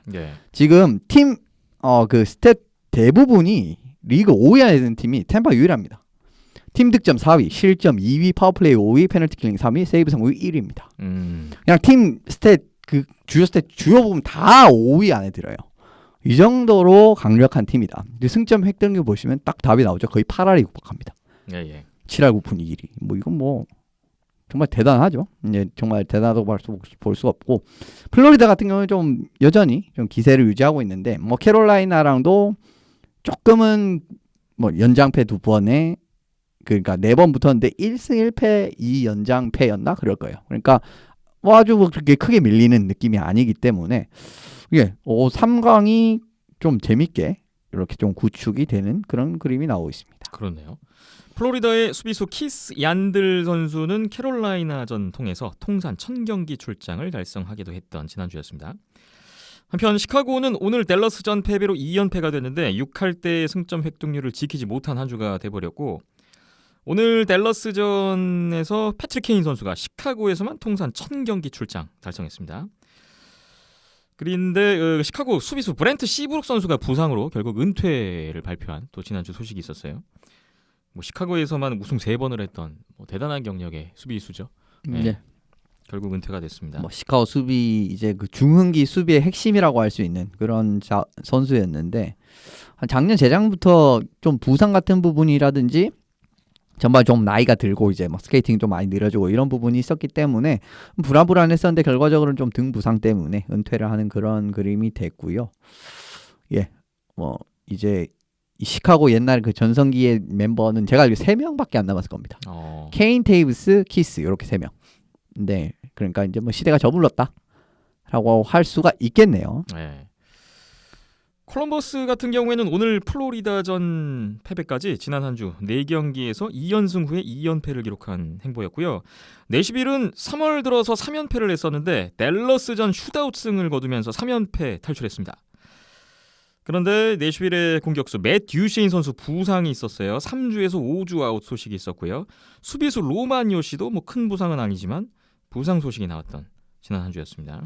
네, 시빌은 분위기도 안 좋은데 부상 주축 선수 부상까지 겹치면은 이건 정말 올해 어려운 시즌이 될 가능성이 높을 것 같네요. 뭐 돌아가면서 부상이 나오고 있는 내시빌이네요. 그리고 댈러스는 4연패까지 이어졌었는데 4연패 할 때까지 11경기에 1승밖에 챙기지 못하는 성적이었어요. 근데 이후에 콜럼버스전 5대0 완승을 거두면서 3연패 끊었고 디비전 탈꼴찌에 성공했습니다. 이 경기에서 제이크 오틴저 선수가 NHL 데뷔 첫 셧아웃을 기록을 했고요. 그런데 이후에 내슈빌전 슛아웃패, 오늘 시카고전 승리까지 이어지면서 그래도 최근 3경기 연속 승점 챙기고 있는 댈러스 스타스입니다. 그동안 득점력이 많이 저조했는데 지금 최근에 또 득점이 많이 올라오면서 분위기는 챙기지 않을까 싶습니다. 이제 곧 이제 올라올 가능성이 높은 팀이라고 저는 생각을 하고요. 예. 지금 뭐 사실 탈꼴찌는 이제 순위상 승점상 탈꼴찌인 거고 그렇죠. 다른 팀들이랑 경기 5경기에서 6경기를 덜 했어요. 근데 지금 흐름이라면은 올라갈 수 있습니다. 댈러스는. 예. 이제 득점력이 살아나는 이런 살아나고 고른 득점력을 보여주는 이런 좋은 모습이 나왔기 때문에 오늘 시카고전 대승이 뭐 시즌 초반에 나왔던 그런 모습이었던 것 같아요. 예. 그런 부분이 있기 때문에 제가 생각했을 때는 댈러스는 올라갈 이제 그 저력 자체는 좀 있는 팀이다라고 이야기 드릴 수가 있겠습니다. 근데 시카고가 지금 생각보다 많이 좀 치고 나간 상황이기 때문에 좀 부지런히 달릴 필요는 있어요. 네. 댈러스의 제이미 벤 선수가 오늘 시카고전에서 포인트 추가하면서 댈러스에서만 통산 700포인트 달성을 했습니다. 디트로이트는 캐롤라이나전, 오늘 템파베이전까지 해서 지난 한 주에 4경기에 3패 1OT 승리를 챙기지 못했고 디비전 최하위로 내려갔던 디트로이트의 지난주였네요. 예, 뭐 결국 오타와 저 위에 있었던 디트로이트가 오타와보다 아래에 있게 됐어요. 이제는. 그렇네요. 네, 그러니까 이제 이게 시즌이 뭘 그런 겁니다. 처음에 잘 나가는 때도 있고 쭉 이제 이렇게 내려오다가 결국 전력이 안 좋은 팀은 그게 극복을 하지 못하는 그런 게 있어요. 네. 그러니까 지금 디트로이트가 초반에 그런 좋았던 거를 다 까먹었죠. 그러면서 이제 합의가 됐는데 사실 뭐 그렇게 괴념치 않으셔도 됩니다. 디트로이트 팬분들은 이 부분은 디트로이트 팬분들도 올 시즌 그렇게 크게 기대 안 했을 거예요. 이제부터 아이저번 시대가 시작이 됐기 때문에, 그러니까 아이저번의 매니지먼트 그 디트로이트 단장의 시대가 시작이 됐기 때문에 앞으로를 굉장히 기대할 수 있는 이런 팀이 될 수는 있을 거라고 저는 생각하고 있습니다. 그렇군요. 디스커버 센트럴 디비전에서 오늘 자세히 이야기를 나눠볼 팀은 캐롤라이나 허리케인스입니다. 오늘 저지가 바로 캐롤라이나 허리케인스의 저지. 예. 오늘 입고 나오신 저지 소개부터 한번 해주시죠. 예전에도 한번 입고 나왔었는데 알렉산드르 쇼민 선수의 저지입니다. 28번. 28번 알렉산드르 쇼민, 러시아 출신 선수인데요. 예, BTRG 네 있었고 NHL 워싱턴에도 있었던 그 현재 선수. KHL BTRG 모스크바 리전에서 뛰고 있죠. 예. 예. 뭐 얼마 전 상도 받았던데 시즌 끝날 때. 예. 예, 아무튼 노장 불태우고 나이도 좀 많아요. 캐롤라이나 시절에 잘했다면서요? 꽤 잘 섰습니다. 몇 년 안 있었는데 그때 임팩트가 꽤 컸었기 때문에 그렇습니다. 현재 근데 솔직히 말씀드리면 네. 그때도 말씀을 드렸지만은 요건 톨친스키로 했었어야 됐다라는 생각을 솔직히 말씀을 드리고 있습니다. 조금의 아쉬움은 있지만 예. 그래도 알렉산드르 쇼민 선수의 캐롤라이나 저지를 입고 오늘 캐롤라이나 이야기를 좀 해주셔야 될 것 같습니다. 캐롤라이나가 요즘 좋아요. 디트로이트전, 플로리다전, 오늘 내슈빌전 역전승까지 이어졌고 최근 6연승을 달리고 있습니다. 선두 템파베이도 요즘 성적이 정말 좋은데 2위 캐롤라이나가 더 좋은 성적을 보이면서 지금 바짝 템파베이를 압박하고 있는 그런 형국이에요. 예, 뭐 정말 좋죠. 지금 승점 획득률도 7할 4푼이거든요. 근데 리그 전체 3위입니다, 이게. 예. 그 정도로 캐롤라이나가 올라왔다. 그 이유는 수많은 득점 라인이 있기 때문입니다. 왜 이런 부분이 되냐면은 테레베이넨 선수가 지금 부상으로 이탈했거든요. 뇌진탕으로 알고 있는데 언제 돌아올지 알 수가 없습니다. 네. 금방 돌아올 수도 있고 아닐 수도 있고. 그런데 캐롤라이나 득점력이 여전히 훌륭한 모습이 나오고 있고 지금 1, 2, 3라인 센터가 너무 좋아요. 아호, 트로책, 스털. 스털 선수가 경기력이 올해 정말 좋아지면서 스털 선수한테 그 스베치니코프를 붙였더니 굉장히 시너지가 나오고 있습니다. 예. 그러면서 3라인이 정체인 원래는 이제 스베치니코프 선수가 아호 테레베이넨 선수랑 같이 1라인에 많이 뛰었었거든요. 그런데 3라인에 붙였는데 너무 잘하는 겁니다. 이 라인까지 살아나면서 지금 1, 2, 3라인에 굉장히 많은 득점을 양산할 수 있는 체계가 갖춰졌어요. 1라인에 그러니까 부상이 없다면은 아호 테레베이넨이 있고 2라인에는 트로첵이랑 네차스랑 그리고 그 오른쪽엔 니더라이더가 있습니다. 그리고 3라인에는 스털이랑 아까 말씀드린 대로 스베치니코프가 있어요. 이 정도로 1, 2, 3라인에서 그냥 득점을 진짜 양산할 수 있는 이런 단계가 됐습니다. 보니까 스털 선수랑 스베치니코프도 거의 경기당 1포인트 페이스더라고요. 네. 그렇기 때문에 지금 축구로 말씀드린 이 선수들이 대부분 경기당 거의 한 1포인트 가까이로 올리고 있거든요. 아호, 트로첵, 스털 이 센터들이 오늘 내슈빌전에서도 다 2포인트씩 그렇습니다. 오늘 팀 3골을 이 선수들이 다 만들어줬어요. 정말 네. 뭐 결국 이겼습니다. 대단하죠. 지금 진짜 트로첵은 잘 데려왔다. 트로첵을 일단 데려올 때는 처음에 플로리다에서 데려올 때 좀 많이 준 거 아니야? 이런 이야기도 있었는데 지금 활약은 전혀 많이 준 게 아닙니다. 딱 맞는 정확한 자원을 데려왔다라고 말씀을 드릴 수가 있고요. 1, 2, 3라인이 이렇게까지 터지면은 이거를 감당할 수 있는 팀은 솔직히 말씀드리면 별로 없습니다. 네. 그런 성적이 지금 이제 캐롤라이나의 호성적으로 좀 많이 드러나고 있는 것 같고요. 그리고 요 3명의 센터가 좋은 게 뭐냐면은 수비력도 좋습니다. 공격만 잘하는 게 아니에요. 네. 수비적으로도 굉장히 큰 기여가 되기 때문에 공수 양면에서 참 기대치가 높은 선수다. 사실은 이 센터 자원이 이렇게까지 탄탄하게 갖춰지면요. 진짜 감독이 경기를 풀어나가는데 편할 수밖에 없습니다. 그런 부분이 있기 때문에 캐롤라이나가 지금부터도 좀 기대가 되는 팀이다. 사실 또 전반적인 팀 코어가 그렇게 나이가 많은 팀도 아니기 때문에 진짜 앞으로가 더 기대되는 이런 캐롤라이나가 아닌가 싶습니다. 네. 3명의 센터들이 확실하게 중심을 잡아주면서 지금 전체적으로 득점 라인이 좀 다양화되는 그런 부분들이 이제 요즘 상승세의 가장 큰 요인이라고 분석을 해주셨어요. 자, 두 번째 상승세 요인을 봐야 되는데요. 사실 캐롤라이나가 시즌 전에 이제 골리 포지션을 보면 모라제크와 라이머로 가야 된다.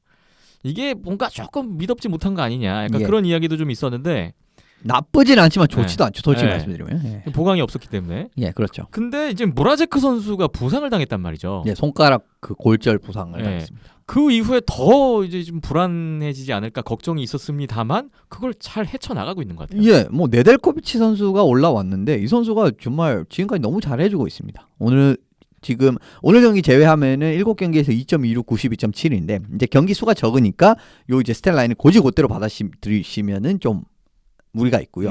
그래도 백업이나 주전으로는 지금까지 그 빈틈을 메우는데 충분한 활약이라고 저는 생각을 하고요. 오늘도 뭐 91.7% 정도로 그렇게 나쁘지 않았던 것 같은데 오히려 라이머보다 더 좋습니다 지금. 기록은 더 좋아요. 그렇습니다. 그래서 당분간 또 이제 네델코비치가 조금 더 이제 그 기회를 더 받지 않을까 싶은데 활약 자체가 이렇게 네델코비치가 지금부터 계속 쭉 잘해주면은 제일 좋고요. 만약 그렇지 않더라고 하더라도 뭐 라이머, 무라제크 2명 구축이 될 때까지만 하더라도 그러니까 부상 복귀 시점까지만 어떻게든 좋은 활약을 이어가만 준다라고 하더라도 캐롤라이나가 일단 그 지금까지 벌어둔 승점이라든지 기세가 굉장히 좋았기 때문에 분명히 도움이 되는 건 사실일 겁니다. 네. 라이머 그리고 이제 백업으로 들어왔던 네델코비치 선수가 선전을 해주면서 지금 무라제크 선수의 부상 공백이 잘 메워지고 있고요. 캐롤라이나가 최근에 6연승까지 아주 좋은 기세를 올리고 있습니다. 자, 템파베이와의 또 선두 경쟁 거기에 플로리다까지 지금 3강이 아주 치열하게 접전 양상으로 가고 있는 디스커버 센트럴 디비전의 양상이라고 볼 수가 있겠습니다. 3강인데 지금 리그 전체로 보시면 이 팀들이 전부 1, 3, 4위입니다. 리그 전체에서도. 근데 제가 말씀드린 2위가 토론토인데 토론토 노스 디비전 솔직히 제가 말씀드리지만은 수비가 많이 약하기 때문에 조금 감가해서 봐야 되는 부분이 있어요. 제 기준에서는 물론 제 이제 의견에 동의하지 않으신 분들도 있으시겠지만은 저는 그런 이제 생각을 가지고 있기 때문에 뭐 거의 뭐 톱 5에 세 팀이 다 들어갔으니까 정말 지금 치열한 디비전 싸움이 이어지고 있네요. 그렇습니다. 자, 다음 디비전으로 넘어가 볼게요. 이번에는 매스뮤추얼 이스트 디비전 보겠습니다. 여기 지난 한 주 볼까요? 뉴욕 아일랜더스가 버펄로전 3연전 수입, 오늘 보스턴전 슛아웃승까지 역시 6연승 달리고 있습니다. 최근 9경기 연속 승점의 아일랜더스고요. 디비전 선두로 올라섰던 지난주였어요. 이길 팀을 잘 이기는 게 중요합니다. 버펄로. 그렇죠. 확실하게 잡을 팀 확실하게 잡는 모습 보여주면서 보스턴이랑도 이제 상대전 아까 말씀해 주셨지만은 뭐 나쁘지 않기 때문에 지금 승점 차이가 꽤 나거든요. 보스턴이랑은. 물론 이제 보스턴 3경기 덜 했습니다만은 지금 아일랜더스 상황 자체는 디비전 1위에 있기에는 충분하지 않나 라는 생각이 드는데 뭐 조금 더 강팀들이랑 좀 붙어봤을 때 특히 워싱턴 필리한테 근데 만약에 지금부터도 더 많이 까먹으면은 뭐 최 1위 유지는 좀 어려울 가능성이 있습니다. 아일랜더스가 올 시즌에 특히나 홈에서 되게 강하네요. 11승 무패 2OT. 홈에서 또 좋은 흐름을 이어가고 있는 아일랜더스였고요. 베리 트로츠 감독이 오늘 보스턴전 통해서 스커티 보우만, 조엘 쿠엔빌 현재 플로리다 감독이죠. 그 두 사람에 이어서 역대 세 번째 통산 1,700경기 출장 기록을 했습니다. 통산 승수도 현재 그 둘에 이어서 3위네요. 그리고 워싱턴 대 보스턴의 2연전이 눈길을 끌었었는데 보스턴이 1승 1OT로 우세를 기록했고요. 워싱턴의 지데노 하라 선수가 올 시즌 첫 보스턴 방문을 했습니다. 또 니클라스 백스트램 선수 통산 700도움 달성이 있었고 하지만 워싱턴의 4연승은 끝났습니다. 그리고 또 아까 톰 윌슨 선수 7경기 출장 정지 징계 뉴스도 있었고 네, 워싱턴이 이후에 필라델피아전, 뉴저지전 연승 거뒀고 그래도 보스턴전 조금 아쉬웠습니다만 바로 상쇄를 했어요. 한편 보스턴은 5연패 중이던 뉴저지에게 홈에서 무득점 패배를 당했고 오늘 뉴욕 아일랜더스전 또 슛아웃 패. 보스턴이 4위로 순위가 내려갔습니다. 워싱턴 보스턴은 진짜 경기도 진짜 치열했죠. 좀 더러운 페널티도 지저분한 페널티도 많았고 계속 더럽다라고 말씀드리는데 진짜 더러웠습니다. 어쨌든 그런 부분도 많았고 좀 치열하게 둘이 붙었는데 결과적으로 1승 1패죠. 예, 네. 가져간 건. 1승 그래서 1OT. 비슷하다라고 보시면 될 것 같고요. 근데 워싱턴 같은 경우에는 최근에 보시면은 좀 흐름을 한번 딱 잃으면은 우당탕탕 무너지는 경향이 좀 큽니다. 이런 부분은 사실 이제 좀 쭉 더 치고 올라가기 위해서는 꼭 막아야 되는 부분이고 이러니까 이 피츠버그한테 계속 잡히는 거예요. 이 워싱턴이. 네. 그런 부분이 나왔고 사실 오늘도 이제 그 3피리어드 3골 쭈르륵 먹히면서 위험한 장면이 있었죠. 4대4까지 따라잡히는 그런 장면도 있었기 때문에 좀 이제 그 전반적인 수비 체계를 좀 가다듬을 때가 되지 않았나. 이런 좀 생각이 들긴 들고요. 그러니까 들어갈 땐 들어갔지만은 일단 이 수비적으로 해야 될 때는 조금은 좀 수비적인 그런 시스템을 좀 갖춰야 될 때가 되지 않았나 이런 부분이 생각이 들고 보스턴 같은 경우에 최근에 좀 득점력에서 기복이 조금은 보이고 있습니다. 좀 그동안 좋은 모습 보이다가 최근에는 좀 득점력이 좀 들쭉날쭉하거든요. 좋은 경기는 괜찮은데 저기 참 깝깝하다라고 느껴질 정도로 특히 더브러스크 이런 선수들이 생각보다 지금 너무 별로예요. 이런 부분에서도 좀 그 보조 득점 이라든가 1라인은 괜찮은데 결과적으로 2, 3라인 이런 부분도 다 득점원이 뒷받침돼야만이 그 최상위권으로 갈 수 있는 이 어떻게 보면 요인이라고 할 수가 있거든요. 근데 그런 게 지금 최근 보스턴에는 조금 부진한 모습이 나오고 있고 그래도 이거는 사실 시즌에는 이런 흐름이 나올 수가 있기 때문에 아직까지는 그렇게 경기할 필요는 없다라고 보시면 될 겁니다. 네. 그리고 필라델피아는 피츠버그전 2연전에서 역전승을 주고받으면서 1승 1패를 기록했는데 오늘 버펄로전 2골차 따라잡고 슛아웃승 했고 5위를 기록하고 있는 필라델피아예요. 뉴욕 아일랜더스, 워싱턴, 피츠버그, 보스턴, 필라델피아 여기도 지금 상위권 5팀의 경쟁이 아주 점점 치열해지고 있습니다. 그리고 하위권을 볼 텐데 뉴욕 레인저스가 뉴저지전 원정 2연전 수입했고 3연승을 기록을 했는데요.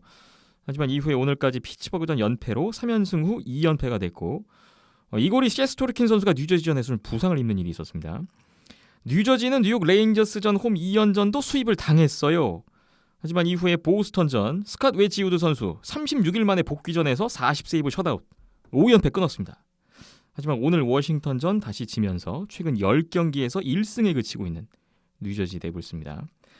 마지막으로 버펄로는 뉴욕 아일랜드스전 3연전 수입당하면서 6연패에 빠졌었는데 제프 스키너 선수가 시즌 20경기 만에 첫 골을 넣었지만 6연패를 막지 못했습니다. 진짜 이게 얼마나 이 버펄로가 지금 상태가 안 좋은지 오늘 필라델피아전도 역전패 그렇죠. 이어졌어요. 이것도 못 이겼어요. 이게 잡을 수 있는 경기를 참 답답하고 거기에 잭 아이클 부상 결정했습니다. 오늘. 뉴저지가 지금 10경기에 최근 10경기에 1승 올렸잖아요. 근데 그거 순위가 났습니다. 2경기 더 했는데 이거는 진짜 큰 문제가 있다라는 겁니다. 버펄로가 올해 진짜 돌아가는 게 아무것도 없다라는 소리고 진짜 좀 결정을 해야 될 것 같아요. 올해 사실은 움직임이 너무 이도저도 아니었어요. 그러니까 한동안 쉬었다가 코로나 때문에 2월 15일에 일정을 재개했는데 그 이후에 14경기에 2승이에요. 2승 10패 2OT.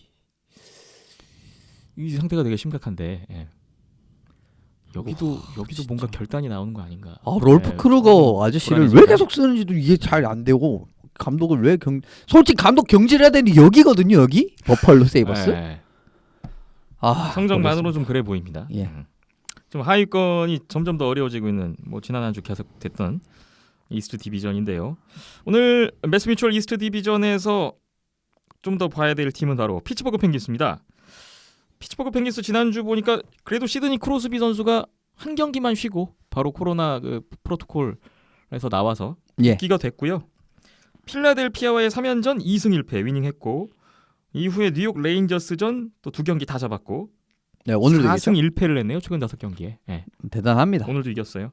승점 획득률 6할 때까지 올라왔고 순위도 3위까지 끌어올렸던 피츠버그의 지난주였습니다. 진짜 생존왕은 이거다라는 거 저는 피츠버그를 보면서 느끼는데 진짜 적소에 나오는 득점이 진짜 대단합니다. 이 팀은 진짜 뭐 매번 말씀드리지만 좀 적은 빈틈이라고 적은 빈틈이 딱 보이잖아요. 그걸 일단 비집고 들어가서 하나를 만듭니다. 그러면은 그때부터 경기가 상대방이 틀어지기 시작해요. 그러면 그걸 더 놓치지 않고 차이를 쭉쭉 벌려 나가면서 그거를 그냥 쭉 이제 유지를 하는 지켜내는 이런 그림. 근데 그걸 못 지키는 경기 같은 경우는 필리전처럼 지는 거고. 근데 대부분 이제 리드를 잡게 되면은 경기 자체가 훨씬 더 수월하게 펼쳐질 수 있고 그 다음에 피츠버그는 기본적으로 그래도 역습 컬러 같은 부분은 지금 잘 수행할 수 있는 선수들이 많습니다. 뭐 예전부터 사실은 이제 피츠버그의 강점이 그거였어요. 그런 부분 있기 때문에 아무래도 쫓아가야 되는 부분은 조금 더 이제 그 공세적으로 나오다 보면은 빈틈이 더 많아지고 이런 부분에서 더 이제 차이도 벌어지고 이런 부분에서 좀 잘 굴러가고 있습니다. 피츠버그가. 네, 그런 부분이 나왔는데 최근에도 그런 경향 자체는 마찬가지였어요. 필라델피아전 같은 경우에는 1피리어드 7분 만에 3골 넣었던 경기가 있었고 두 번째 경기도 이제 필라델피아의 두 번째 경기도 71초 만에 3골 넣었습니다. 이 팀이. 이 정도 그러니까 한번 이제 뭔가 파고 들어가서 비집으면은 그걸 진짜 완전 열어 젖히는 능력이 탁월하다는 거죠. 순간 집중력이. 그렇죠. 예.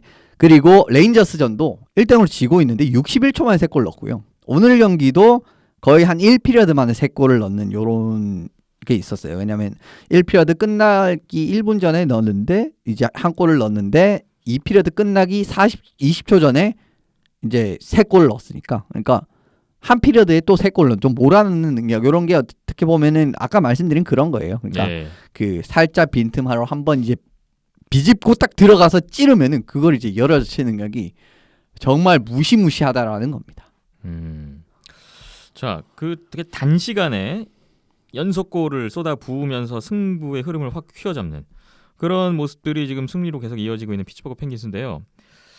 피츠버그 펭귄스가 근데 올 시즌에 지금 현재까지 전적 기록을 보니까 아까 제가 이 이스트 디비전 그 상위권 5팀이 되게 치열하다 그랬는데 상위권 팀들과의 상대 전적도 괜찮네요 보니까. 좋습니다. 네. 좋죠. 어떻게 보면 보스턴이랑 1패 1연장패. 뭐 비슷합니다. 그러니까 이게 나쁜 편에 속하는 성적입니다.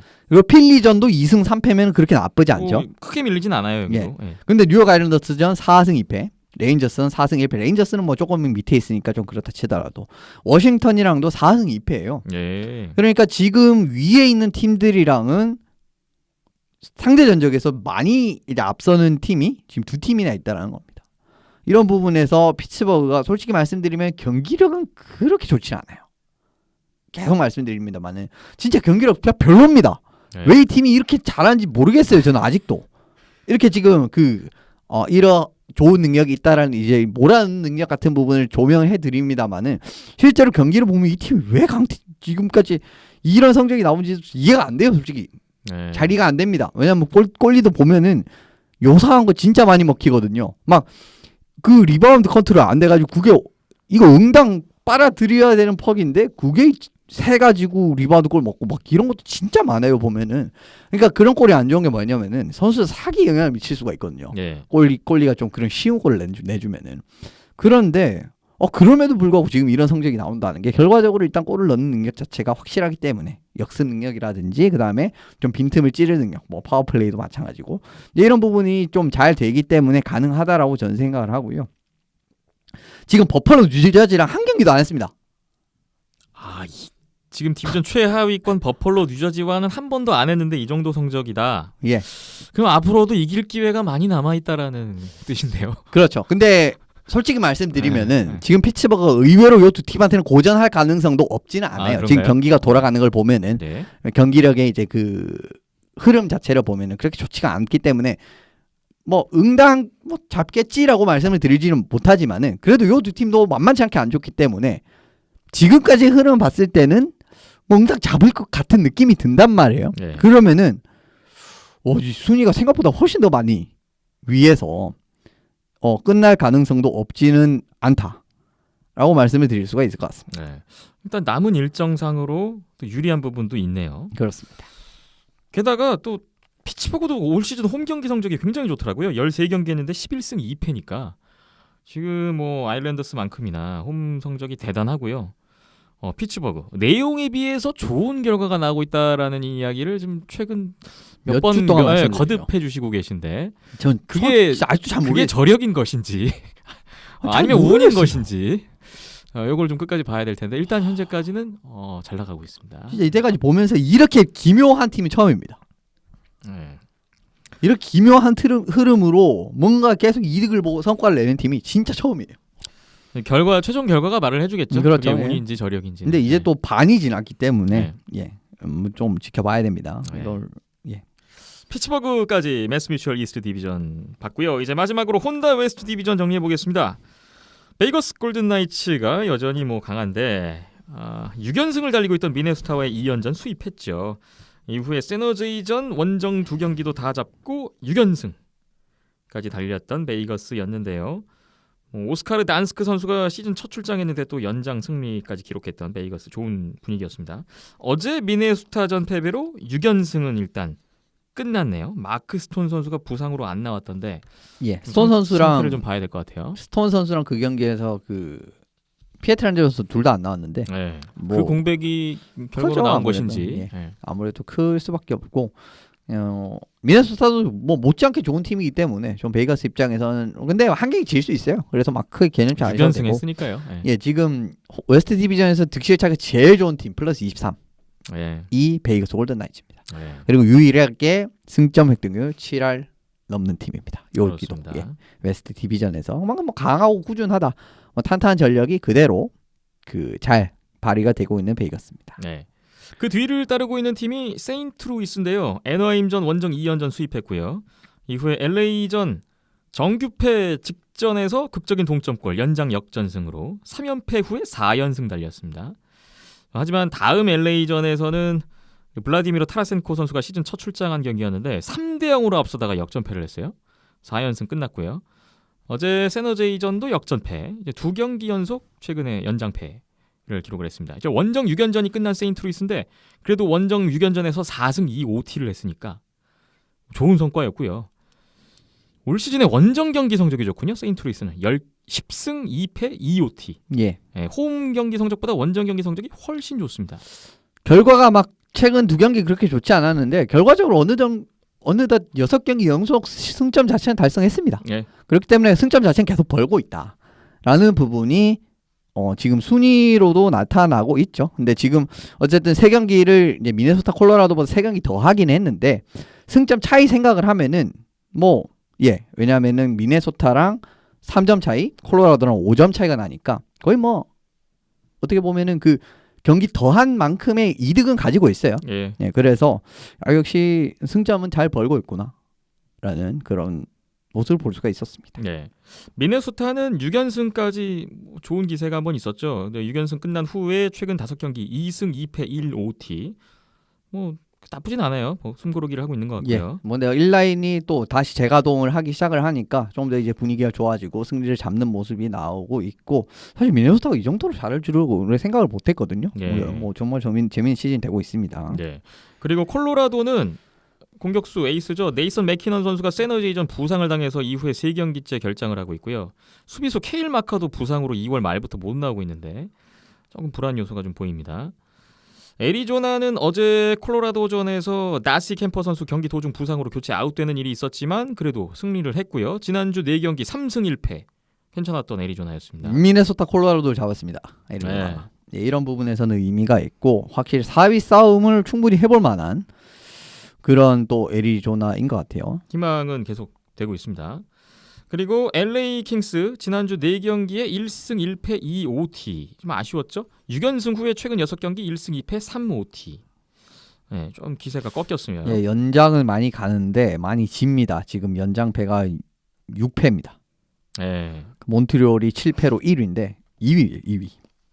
연장 가서 많이 지는 거는 또 그렇게 좋은 건 아닙니다. 당연한 그렇죠. 말씀이지만 왜냐면은 이제 플레이오프에 좀 막차로 아깝게 떨어지는 팀들 보면은 연장패가 진짜 많은 팀들이 진짜 많아요. 좀 그런 지금까지 흐름은 LA도 그런 밟을 수가 있기 때문에 그런 길을 좀 이제 정규에서 끝내면 제일 좋고 연장에서 좀 이제 승수를 쌓는 좀 그런 모습이 나와야겠죠. 피츠버그처럼. 그렇습니다. 하위권에서는 애너하임이 돋보였는데요. 6패 3OT 9경기 연속 승리를 못 챙겼던 애너하임이었는데 이후에 콜로라도전이었습니다. 3피리어드 후반 이후에 재역전 연장승으로 10경기 만에 승리를 챙기더니 어제 LA전 연장승 2연승 기록했습니다. 1월 26일 이후에 시즌 두 번째 연승이었고요. 최근 3경기 연속 승점. 일단 승점상 탈꼴찌가 됐어요. 애너하임 지난주 좀 분위기 전환에 성공을 했는데 이번 주도 한번 보겠습니다. 하지만 수비수의 린드올럼 선수가 베이거스전 부상 6주 아웃. 또 안타까운 소식도 있었네요. 마지막으로 세너제이가 세인트루이스전 연장승으로 4경기 만에 승리를 하긴 했는데 애너하임에게 밀리면서 디비전 최하위로 내려갔던 세너제이 샤크스의 지난 한 주였습니다. 자, 여기도 뭐 LA까지는 그래도 계속 플레이오프권에서 희망을 좀 끈을 놓지 않고 있는 모습인 것 같고요. 그렇습니다. 근데 뭐 전체적으로 28, 촘촘합니다. 28점이면 아직 뭐 애너하임 세너제이도 기회는 아예 가능성이 없는 건 다른 아닌데 디비전처럼 완전히 밑에 있는 건 아니에요. 아예 가능성이 없는 건 아닌데 뭐 밴쿠버랑 비슷하게 뭐 NI랑 세너제이 좀 어렵은 상황이기는 하다고 봐야죠. 네. 자, 혼다 웨스트 디비전 오늘은 여기까지 정리를 하고 마무리를 하겠습니다. NHL 2020-2021 시즌 이제 한 주가 지나면 정규리그에 이제 반환점을 돌게 되는 시점이 어느덧 찾아왔고요. 정규리그 56경기 체제 짧은 시즌 계속해서 함께 즐겨주시기 바랍니다. 벌써 반 뭐 했다고 반이네요. 예. 시간 참 빠르죠. 예. 비하인더넷 263회 잠시 후에는 KHL 플레이오프 소식을 풀어보겠습니다.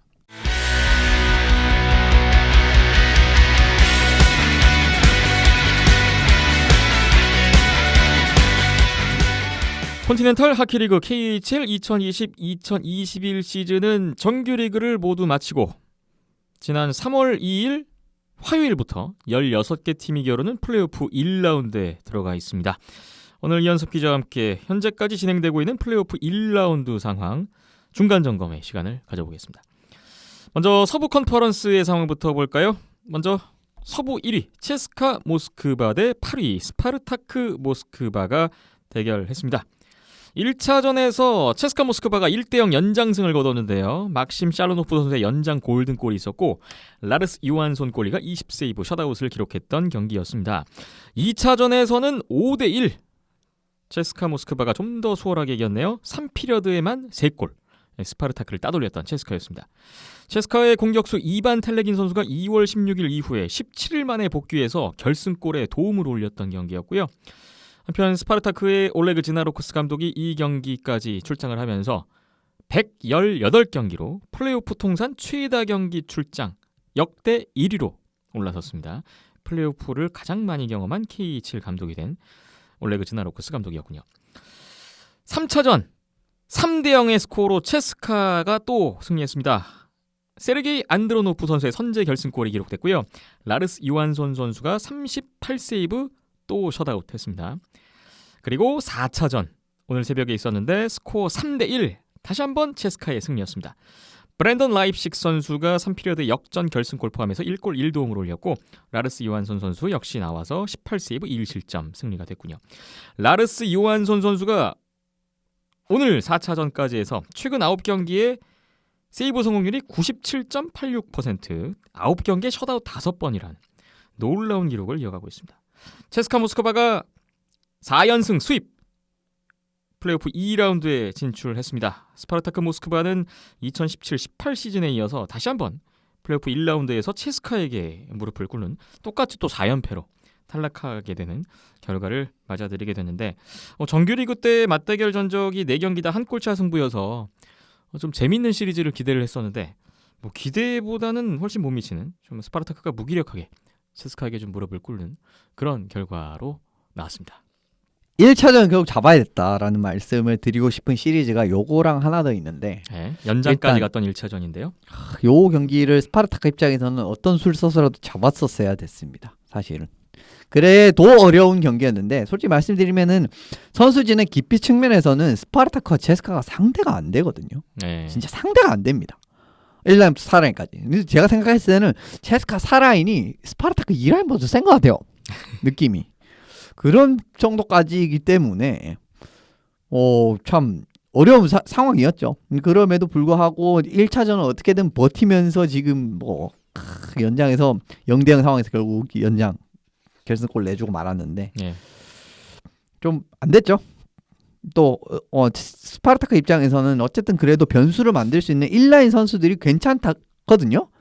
레테레라든가 그다음에 그 라딜 또 뭐 유세도 있고 바코시 선수는 이제 부상으로 3차전까지 못 나오다 4차전에서 나왔는데 골을 넣었단 말이에요. 네. 이런 건 좀 아쉬웠고 어쨌든 전반적으로 1라인의 득점력 자체는 괜찮은데 그다음 그 시로코프 선수도 있잖아요. 네. 괜찮은데 이 체스카가 1라인 또 힘을 주네. 안드로노프 선수를 1라인을 딱 내면서 안드로노프 카르나호프 딱 축으로 세우고 1라인을 내면서 완전히 이 라인은 봉 지워버렸습니다. 네. 그러니까 더 이제 답이 없는 거죠. 스파르타크 입장에서는 믿을 만한 득점원까지도 제대로 이제 득점 못했고 이번 시리즈 내내 스파르타크 공격수들이 넣은 골 한 골에 불과합니다. 그것도 4차전에 들어온 바코시. 전체로 봤을 때 4경기에 2골이에요. 스파르타크가. 근데 그 두 골도 공격수에서 한 골밖에 안 나왔단 말이에요. 네. 그 믿음직한 1라인이 있음에도 불구하고 그만큼 스파르타크가 어려운 경기였다. 뭐 경기 끝나고 드나로크스 감독이 막 잘 싸운 거 비해서 그러니까 그 개 털린 것처럼 보이지만 우리 선수 잘 싸웠다 이런 느낌으로 이야기는 했지만은 좀 씁쓸해 보이긴 했습니다. 어쨌든 그런 이야기가 있었고 체스카 입장에서는 요한손도 참 좋았지만 오클로프, 샬로노프 이런 선수들 중견 자원이라고 불렸던 어떻게 보면은 그동안 팀이 좀 중견 자원으로 불렸던 선수들이 이번 시리즈에서 참 좋은 모습을 보이는 거. 제 기억에는 오클로프, 샬로노프, 마민 이렇게 2라인으로 나왔던 것 같은데 거의 뭐 종횡무진 그냥 스파르타크 수비진은 그냥 흔들었죠 완전히. 이런 부분에서 막을 수가 없었고요. 결국적으로 이런 부분도 좋았다라고 할 수가 있을 것 같습니다. 근데 또 좀 안타까운 부분 스파르타크도 실점 부분에서 또 어떻게 보면 후다체크가 그래도 진짜 잘하면은 요한손이랑 비빌 수 있지 않을까라는 그런 희망이 조금 있긴 있었잖아요. 골리 대결에서요. 그런 부분에서도 좀 후다체크 선수가 너무 장거리 슛 같은 부분 굉장히 장거리에서 원타이머를 2골 먹히는 그걸 또 기억이 나거든요. 샬로노프 선수한테서 그런 비슷한 골을 먹혔고 그리고 어제도 슬래피 셰프 선수한테 진짜 장거리에서 뭐 그렇게 스크린도 하지 않았는데 그 동점골이었습니다. 그게 1대1. 그런 부분에서 참 이게 그러니까 못 버티는 거죠. 정확히 말씀을 드리면은 어떻게 보면 힘의 좀 차이를 많이 좀 실감했었던 그런 경기력이지 않았나. 저는 좀 그렇게 봅니다. 네.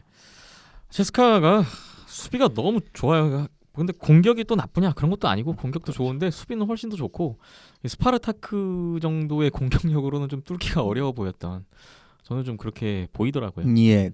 근데 이제 소시니코프 선수가 첫 경기 이제 1라인 윙어로 나왔었는데 부상인지 그 다음 경기부터 안 나오더라고요. 이런 부분에서 만약 부상이라면은 지금 앞으로 점점 강한 상대를 만날 체스카 입장에서는 조금 경계를 해야 되는 좀 그런 상황이 아닌가 싶습니다. 그렇군요. 다음 시리즈 보겠습니다. 서부 2위 스카 상트페테르부르크 대 7위 디나모 민스크 벨라루스 팀이 만났는데요. 1차전에서 4대2 스카의 안드레이 쿠즈메코 선수의 동점골 역전골 활약이 있었고 4대2 스카의 승리였습니다. 2차전도 스카의 6대4 두 골차 승리였는데요. 민스크가 0대3으로 뒤지다가 4대4 동점까지 추격은 됐는데 3피리어드 후반 스카의 연속골로 승부가 갈렸습니다. 스카의 예브게니 케토프, 유나스 캠파이넨, 블라디미르 트카초프 세 명의 선수가 각각 4포인트씩 활약이 돋보였고요. 자, 도미니크 프루후 민스크의 주전골인데 좀 많이 무너졌던 2차전, 1차전 상황이었습니다. 3차전 연장 승부를 펼쳤던 두 팀이었는데 4대3 스카가 승리했습니다. 이날도 민스크가 끈질긴 추격전을 펼쳤는데 결국 연장에서 스카 린든베이 선수의 파워플레이 골이 골든골이 됐습니다. 스카의 알렉산드르 사모노프 선수가 변함없이 골문을 지켰고요. 33세이브 3실점 기록을 했습니다. 4차전 디나모 민스크가 1승을 거뒀는데요. 스코어 2대1 민스크의 승리였습니다. 3피리어드에 데니스 모살요프 선수의 골이 비디오 판독 끝에 인정이 되면서 역전 결승골이 됐고요. 민스크의 브레넌 메넬 선수는 도움 2개 활약이었습니다. 도미니크 프루 선수가 23세이브 1실점 활약이었고 2대1 그래도 디나모 민스크가 3패 후에 1승을 올렸고요. 현재 4차전까지 3승 1패 스카 상트페테르부르크가 앞서가고 있습니다. 요 시리즈는 막 그렇게 많이 말씀을 드릴 게 없는 게 그 정규 시즌에 요 두 팀이 붙었던 양상이랑 거의 비슷하게 나오고 있습니다. 네. 좀 접전이긴 하지만 이제 스카가 선수진은 기피해서 앞서면서 좀 차이가 벌어진 전반적인 양상이 사실은 그 정규 시즌에도 이런 느낌의 양상이 많이 나왔거든요. 그러니까 조금은 어떻게 보면은 지금 뭐 6대 4 경기도 있고 막 이런 경기가 있긴 있는데 결과적으로 스카가 조금씩 앞서는 이런 게 경기가 정규 시즌과 뭐 큰 차이가 없었다라고 요약을 드릴 수 있을 것 같고요. 그러니까 선수층의 어떤 그렇죠. 두터움, 아무래도 어떤 힘 대 힘 대결에서 스카가 앞서는 이길 게 수 없죠. 보이는 민스크가. 것 같아요. 네. 예, 이길 수 없죠. 이 민스크 네. 지금 1라인도 좋다. 그건 뭐 그냥 일반적인 수준에서 좋은 거지. 스카랑 1라인 또 비교하면 뭐 그렇게 좋은 것도 아닙니다. 예, 그렇기 때문에 어떻게 보면은 좀 어쩔 수 없어요. 이런 부분은. 예, 그렇게 받아들이시면 될 것 같고. 예. 조금 말씀드리고 싶은 부분은 오심 이슈가 이번 시리즈 좀 나오고 있습니다. 오심이요? 예. 이제 판정 논란인가요? 예, 판정 논란이죠. 결과적으로는. 그 민스크 쪽으로 너무 이제 좀 스카 선수들이 페널티를 해도 별로 페널티가 안 불리는 요런 그 정리된 글을 제가 본 기억이 있는데 네. 근데 보니까 영상을 보니 좀 심각하더라고요. 이게 와 이런 게 안 불리면은 이거 뭐 전반적으로 경기를 제대로 풀어갈 수 있을 수준인가까지 의심이 될 정도로 좀 어떻게 보면 스카 편파 판정이라고 뭐 그렇게 좀 들릴 수 있죠. 그런 이런 부분에 부분은. 대해서 디나모 민스크의 우드크래프트 감독이 좀 공개적으로 불만을 표했다면서요? 예, 비난을 했었습니다. 네. 예, 뭐 진짜 이런 식이면 안 된다 이런 식으로 거의 비난을 했는데 예, 좀 이런 부분 같은 경우에는 어떻게 보면은 사실 좀 많이 나옵니다. 그 좀 스카가 아무래도 이제 그러니까 러시아 약간 국가대표 느낌이잖아요. 러시아와 러시아 하키하면 스카거든요. 왜냐하면은 그 협회 주요 인사들도 스카 출신이 있고요. 그렇기 때문에 최근에 참 그런 느낌으로 가고 있는데 최근에 또 이제 뭐 국가대표 보셔도 그렇잖아요. 그러니까 스카 감독이 국가대표 감독이고요. 그렇죠. 그런 네. 겸직을 하는 네. 경우가 대부분인데다가 그 다음에 또 그게 아니더라도 뭔가 좀 스카에서 좀 선수들이 좀 많이 기본적으로 차출이 되는 이런 부분이 많이 나오고 있거든요. 네. 확실히 좀 이런 부분에서 좀 입김 있는 건가? 라는 생각 가지고 진짜 들 법한 그런 영상 거기다가 자료들이었어요. 지금 상대가 이제 러시아 팀이 아니다 보니까 그렇죠. 게다가 비러시아 팀이고 이게 지금 그림 자체가 조금 껄쩍지근한 더 안 좋게 되는데 근데 사실 그거를 제외하더라도 사실 민스크가 굉장히 어려운 경기이긴 했었습니다. 네. 또 이제 좀 더 사이드 정보를 말씀을 드리면은 지금 민스크에서 펼쳐진 플레이오프 2경기가 올 시즌 KHL 최다 관중 경기입니다. 네. 세 번째 경기에서 팬이 1만 1,913명 들어왔고요. 그러니까 3경기에서 네. 4경기에서는 1만 3,056명이 들어왔습니다. 올 시즌에 10,000명 넘게 들어오는 경기를 거의 본 적이 없는데 없죠. KHL에서. 예. KHL도 이제 제한을 두기 그, 때문에. 예. 근데 푼 것 같아요. 디나모 민스크는. 이래 되나라는 생각이 드는데 벨라루스가 벨라루스는 그렇게 가나 봅니다. 아무튼 그래서 진짜 관중들이 굉장히 많아서 진짜 분위기 자체는 참 좋았던 네. 이런 경기였는데 어쨌든 결과도 4차전은 좀 극적인 승리가 있었기 때문에 뭐 조금은 만족스러울 수 있지 않을까. 그래도 좀 5차전에서 뭐 너무 많은 변수를 바라기에는 좀 어려워 보이는 게 사실입니다. 그렇군요. 스카가 여전히 우세해 보이는 시리즈라고 봐야 될 것 같습니다. 다음 시리즈 보겠습니다. 서부 3위 디나모 모스크바 대 6위 세베르스탈 체레포베치가 대결하고 있는데요. 1차전에서 1대0 디나모의 승리였죠. 바딤 시파초프의 도움, 디미트리 야시킨의 선제 결승골. 알렉산드르 예르멘코 선수가 27세이브 셧아웃을 했는데 만 40세 326일 역대 최고령 플레이오프 셧아웃 신기록을 달성했습니다. 그리고 바딤 시파초프 선수가 이날 경기를 통해서 역대 두 번째 통산 500도움 달성했고 역대 세 번째 플레이오프 통산 100포인트 달성 기록까지도 많이 나왔던 디나모 모스크바의 승리였습니다. 2차전에서는 세베르스탈이 5대2 승리를 가져갔는데요. 세베르스탈의 쇼 랄론드 선수가 결승골 포함 1골 1도움 했고요. 18살 지난번에 되게 어린 나이에 해트트릭을 했다고 소개시켜드렸던 니키타 구슬리토프 선수가 1골 1도움 활약을 보여줬습니다. 블라디슬라프 포디아폴스키 골리가 31세이브 2실점 승리였고요. 세베르스탈이 이날 8년 만에 플레이오프 승리를 맛봤습니다. 한편 디나모는 최근 7연승이 끝났고 최근 14경기 만에 정규패를 기록하게 됐어요. 3차전 연장 승부였습니다. 디나모가 0대1로 뒤지다가 3피리어드 종료 3초를 남겨놓고 드미트리 카가르리츠키 선수의 극적인 동점골을 넣더니 결국 연장에서 다니엘 타라소프 선수의 골든골로 극적인 역전승을 가져갔고요. 2대1 연장승이었습니다. 디나모는 1, 2차전에 결장했던 이반 보차로프 선수가 출장해서 26세이브 1실점을 기록했습니다. 4차전 이날은 5대2로 디나모 모스크바가 2차전 패배의 스코어를 그대로 갚아줬는데 디나모의 수비수 안드레이 세르게예프 선수가 3골 1도움을 올렸습니다. KHL에서 역대 두 번째로 플레이오프에서 해트트릭을 기록한 수비수로 기록된 안드레이 세르게예프 선수, 거의 10년 만에 나오는 기록이었어요. 바딤 시파초프 선수는 이날도 도움 3개, 통산 503도움까지 올렸는데 세르게이 모자킨 선수가 갖고 있는 역대 1위 504도움의 한개 차로 따라붙었습니다. 세베르스탈은 이날 주전 골리 포디아폴스키 선수가 안 나왔고요. 디미트리 슈가예프 선수가 출장했는데 5실점, 대량 실점으로 패하고 말았네요. 현재 디나모 모스크바가 3승 1패로 시리즈 주도하고 있는 상황입니다. 자, 지금 경기 내용을 보면 글쎄요, 이 세베르스탈이 3승 1패를 가져갈 수도 있지 않았을까라는 저는 생각도 드는데 일단은 디나모 모스크바가 유리한 고지에 올라 있습니다. 되는 팀입니다. 올해 디나모는 확실히. 진짜 되는 팀은 진짜 어려운 경기도 자신들의 흐름으로 결과적으로 만들어내는 그런 게 있어요. 그러니까 지는 경기도 무승부 만들어 무승부 어려운 경기 가다가 극장골 나와서 이기고 이런 거 있지 않습니까? 네. 좀 이런 느낌이 올해 디나모 모스크바에서 참 많이 보이고 있어요. 시현 양상으로 솔직히 흘러가는 경기 한 경기도 없었거든요. 근데 어떻게든 승리를 만드는 이런 모습. 3차전 특히 0대1로 지고 있어요. 이 경기 지면서 와 진짜 어렵겠구나라는 생각을 했었는데 이거를 카갈리스키 2초 남기고 3초 남기고 동점골이 터지면서 요거를 결승골 이겨내는 거고. 세베르스타일로서는 3차전 통안의 3초 이거 못 버틴 게 이번 시리즈 다 크게 좀 틀어졌어요. 그렇죠. 너무 틀어지고 말았습니다. 그런 부분이 있었고 4차전 같은 경우에는 세르게예프 선수가 해트트릭을 했는데 2011년에 이제 셰른크비스트 선수가 다니엘 셰른크비스트 선수가 이제 해트트릭을 한 이후로 수비수 플레이오프에서 거의 한 10년 만에 나온 기록. 이 정도로 대단한 기록이 나오면서 그러니까 될 팀이 흐름이 딱 잡는 거죠. 사실 이제 세르게예프 선수는 정규 시즌에서 사실은 디나모 모스크바가 좋은 모습을 보였을 수 있던 굉장히 큰 요인 중에 한 명이었거든요. 올 시즌 팀 내 수비수 최다 포인트입니다. 그렇습니다. 그런 부분이 있기 때문에 이런 선수도 활약을 4차전에서 해주면서 좀 어려웠던 분위기를 3차전을 기점으로 확 전환을 하는 그런 흐름이 나왔습니다. 근데 전반적으로 솔직히 말씀드리면 디나모 경기가 그렇게 좋지 않아요. 통제 가능한 실수가 지속적으로 나오고 있습니다. 이상한 실수가 너무 많이 나와요. 디나모가. 그러면서 실점이 겹치면 그 경기 어렵게 됐고 그게 2차전 경기였거든요. 그렇기 때문에 앞으로 만약에 세베르스타를 오늘 잡고 올라간다고 하더라도 스카잖아요. 스카가 될 가능성이 높잖아요. 거의 좀 유력해 보이죠? 그렇죠. 지금 1, 2, 3, 4가 올라갈 가능성이 크기 때문에 서부는 스카 상대로 경기 나온다? 진짜 큰일 날 수 있습니다. 좀 그런 부분을 생각을 해야 되겠네요. 디나모 모스크바가 이기고는 있는데 좀 불안불안한 모습을 지금 4경기 내내 보이고 있어서 4경기 다 질 뻔했던 그런 흐름이어서 사실 4대0 나올 수도 있었습니다.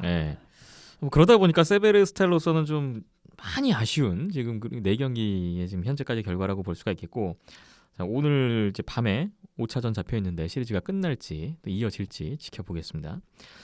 서부의 마지막 시리즈 4위 로코모티프 야로슬라블 대 5위 핀란드 팀 요케리트 헬싱키가 대결했습니다. 1차전 로코모티프 막심 오시포프 선수의 선제 결승골 그대로 1대0 로코모티프의 승리로 끝났는데요. 에드워드 파스칼 골리가 5경기 만에 나와서 29세이브 셧아웃을 했습니다. 2차전에서도 5대0 로코모티프의 승리였습니다. 안드레 페트레선 선수가 선제 결승골 포함해서 2골 1도움 올려줬고요. 블라디미르 트카초프 선수도 2골 2도움을 했네요. 에드워드 파스칼 선수가 23세이브 또 셧아웃을 기록했습니다. 요케리트는 부상자 명단에 올라 있었던 안데르스 린드베크 선수가 1차전부터 계속 나왔는데 2패째 이어졌네요. 3차전 요케리트가 0대2로 뒤지다가 2대2까지 추격은 됐는데 결국 연장에서 로코모티프 테무 풀키넨 선수의 골로 로코모티프의 승리였습니다. 풀키넨 선수가 연장 골드골 포함해서 2골 이날 승리의 또 주인공이었어요. 3대2 로코모티프의 연장승이었습니다. 4차전 오늘 새벽에 있었는데 4대1 또 로코모티프가 이겼습니다. 테무 풀키넨 선수가 또 결승골 넣었네요. 예고리 코르시코프 선수가 도움 3개 활약이었습니다. 에드워드 파스칼 선수는 30세이브 1실점 또 하나의 승리가 추가됐군요. 로코모티프 야로슬라볼이 수입했어요. 4연승 2라운드에 진출을 했고요. 요케리트 헬싱키에게 지난 시즌에 당했던 플레이오프 1라운드 확실하게 서력을 했습니다. 한편 요케리트 헬싱키는 정규리그에서 KHL 참가 7시즌 만에 처음으로 서부 4위 안에 못 들었는데 플레이오프 1라운드에서도 4연패. KHL 참가 이후에 역대 가장 부진한 시즌으로 뭐 기록되게 됐네요. 예, 뭐 사실 이해가 안 될 건 아닙니다. 그동안 좀 쉬는 시간도 없었고 그런 부분에서 팀 정비하는 데 너무 어려운 부분이 있었는데 그래도 뭐 로코가 홈에서 4연전 그냥 다 싹 쓸어가면서 경기를 가져가게 됐죠. 예. 시리즈 내내 사실은 뭐 모든 부분에서 한 발 앞서 나간 쪽은 로코였습니다. 선수진 깊이라든지 골텐딩, 스페셜팀 다 차이가 났어요. 여기도. 다 그것도 아주 근소하거나 한 발 정도 앞서는 수준으로 아주 많이 차이가 난 건 아닌데 딱 로코모티프가 딱 그 정도 차이를 만들어내면서 이제 뭐 모든 경기를 다 잡아내는 모습이 나왔어요. 예.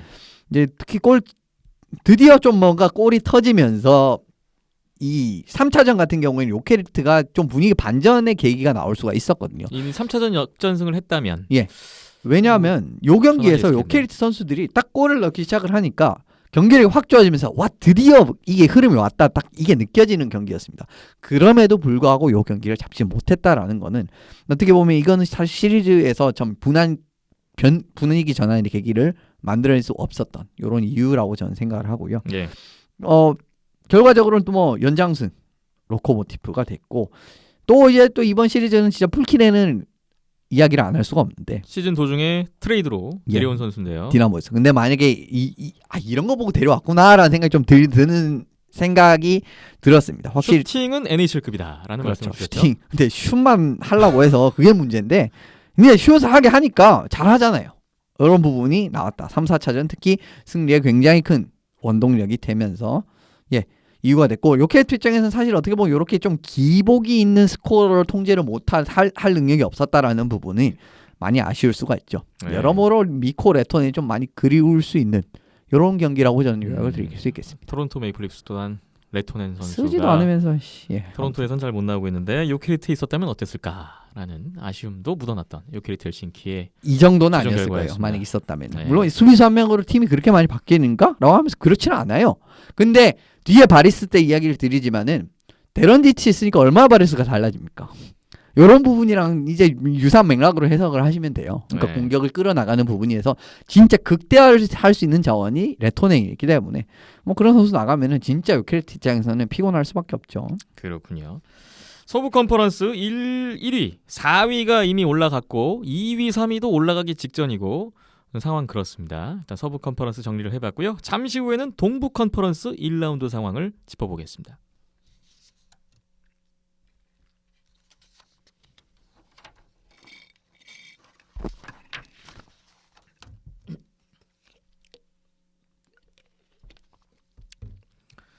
KHL 플레이오프 1라운드 중간 점검의 시간을 갖고 있습니다. 이번에는 동부 컨퍼런스 보겠습니다.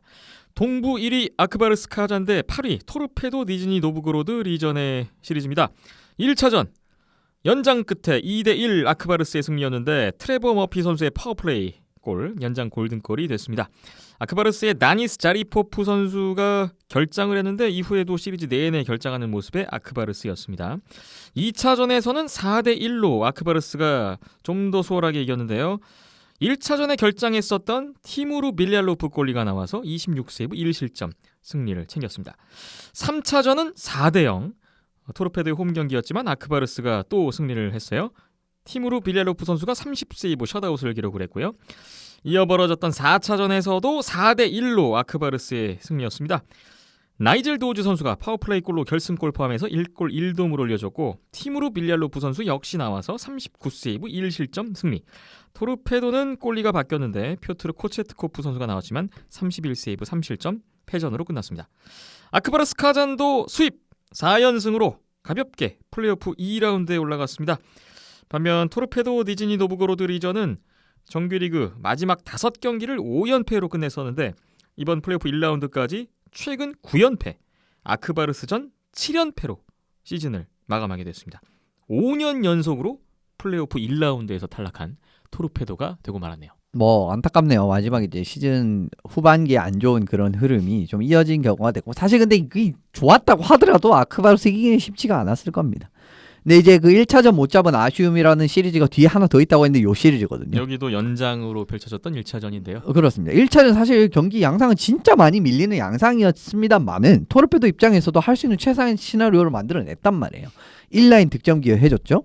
불안했던 티오미로프 선수가 굉장히 분전을 해줬거든요, 이 경기에. 예. 그리고 파워플레이에서 동점골이 나오면서 1대1을 만들고 연장을 끌고 갔다라는 거. 또 연장만 가면은 어떤 일이 펼쳐지지 알 수가 없기 때문에 그런 부분이 있었음에도 불구하고 연장에서 패했다라는 거는 뼈 아프죠.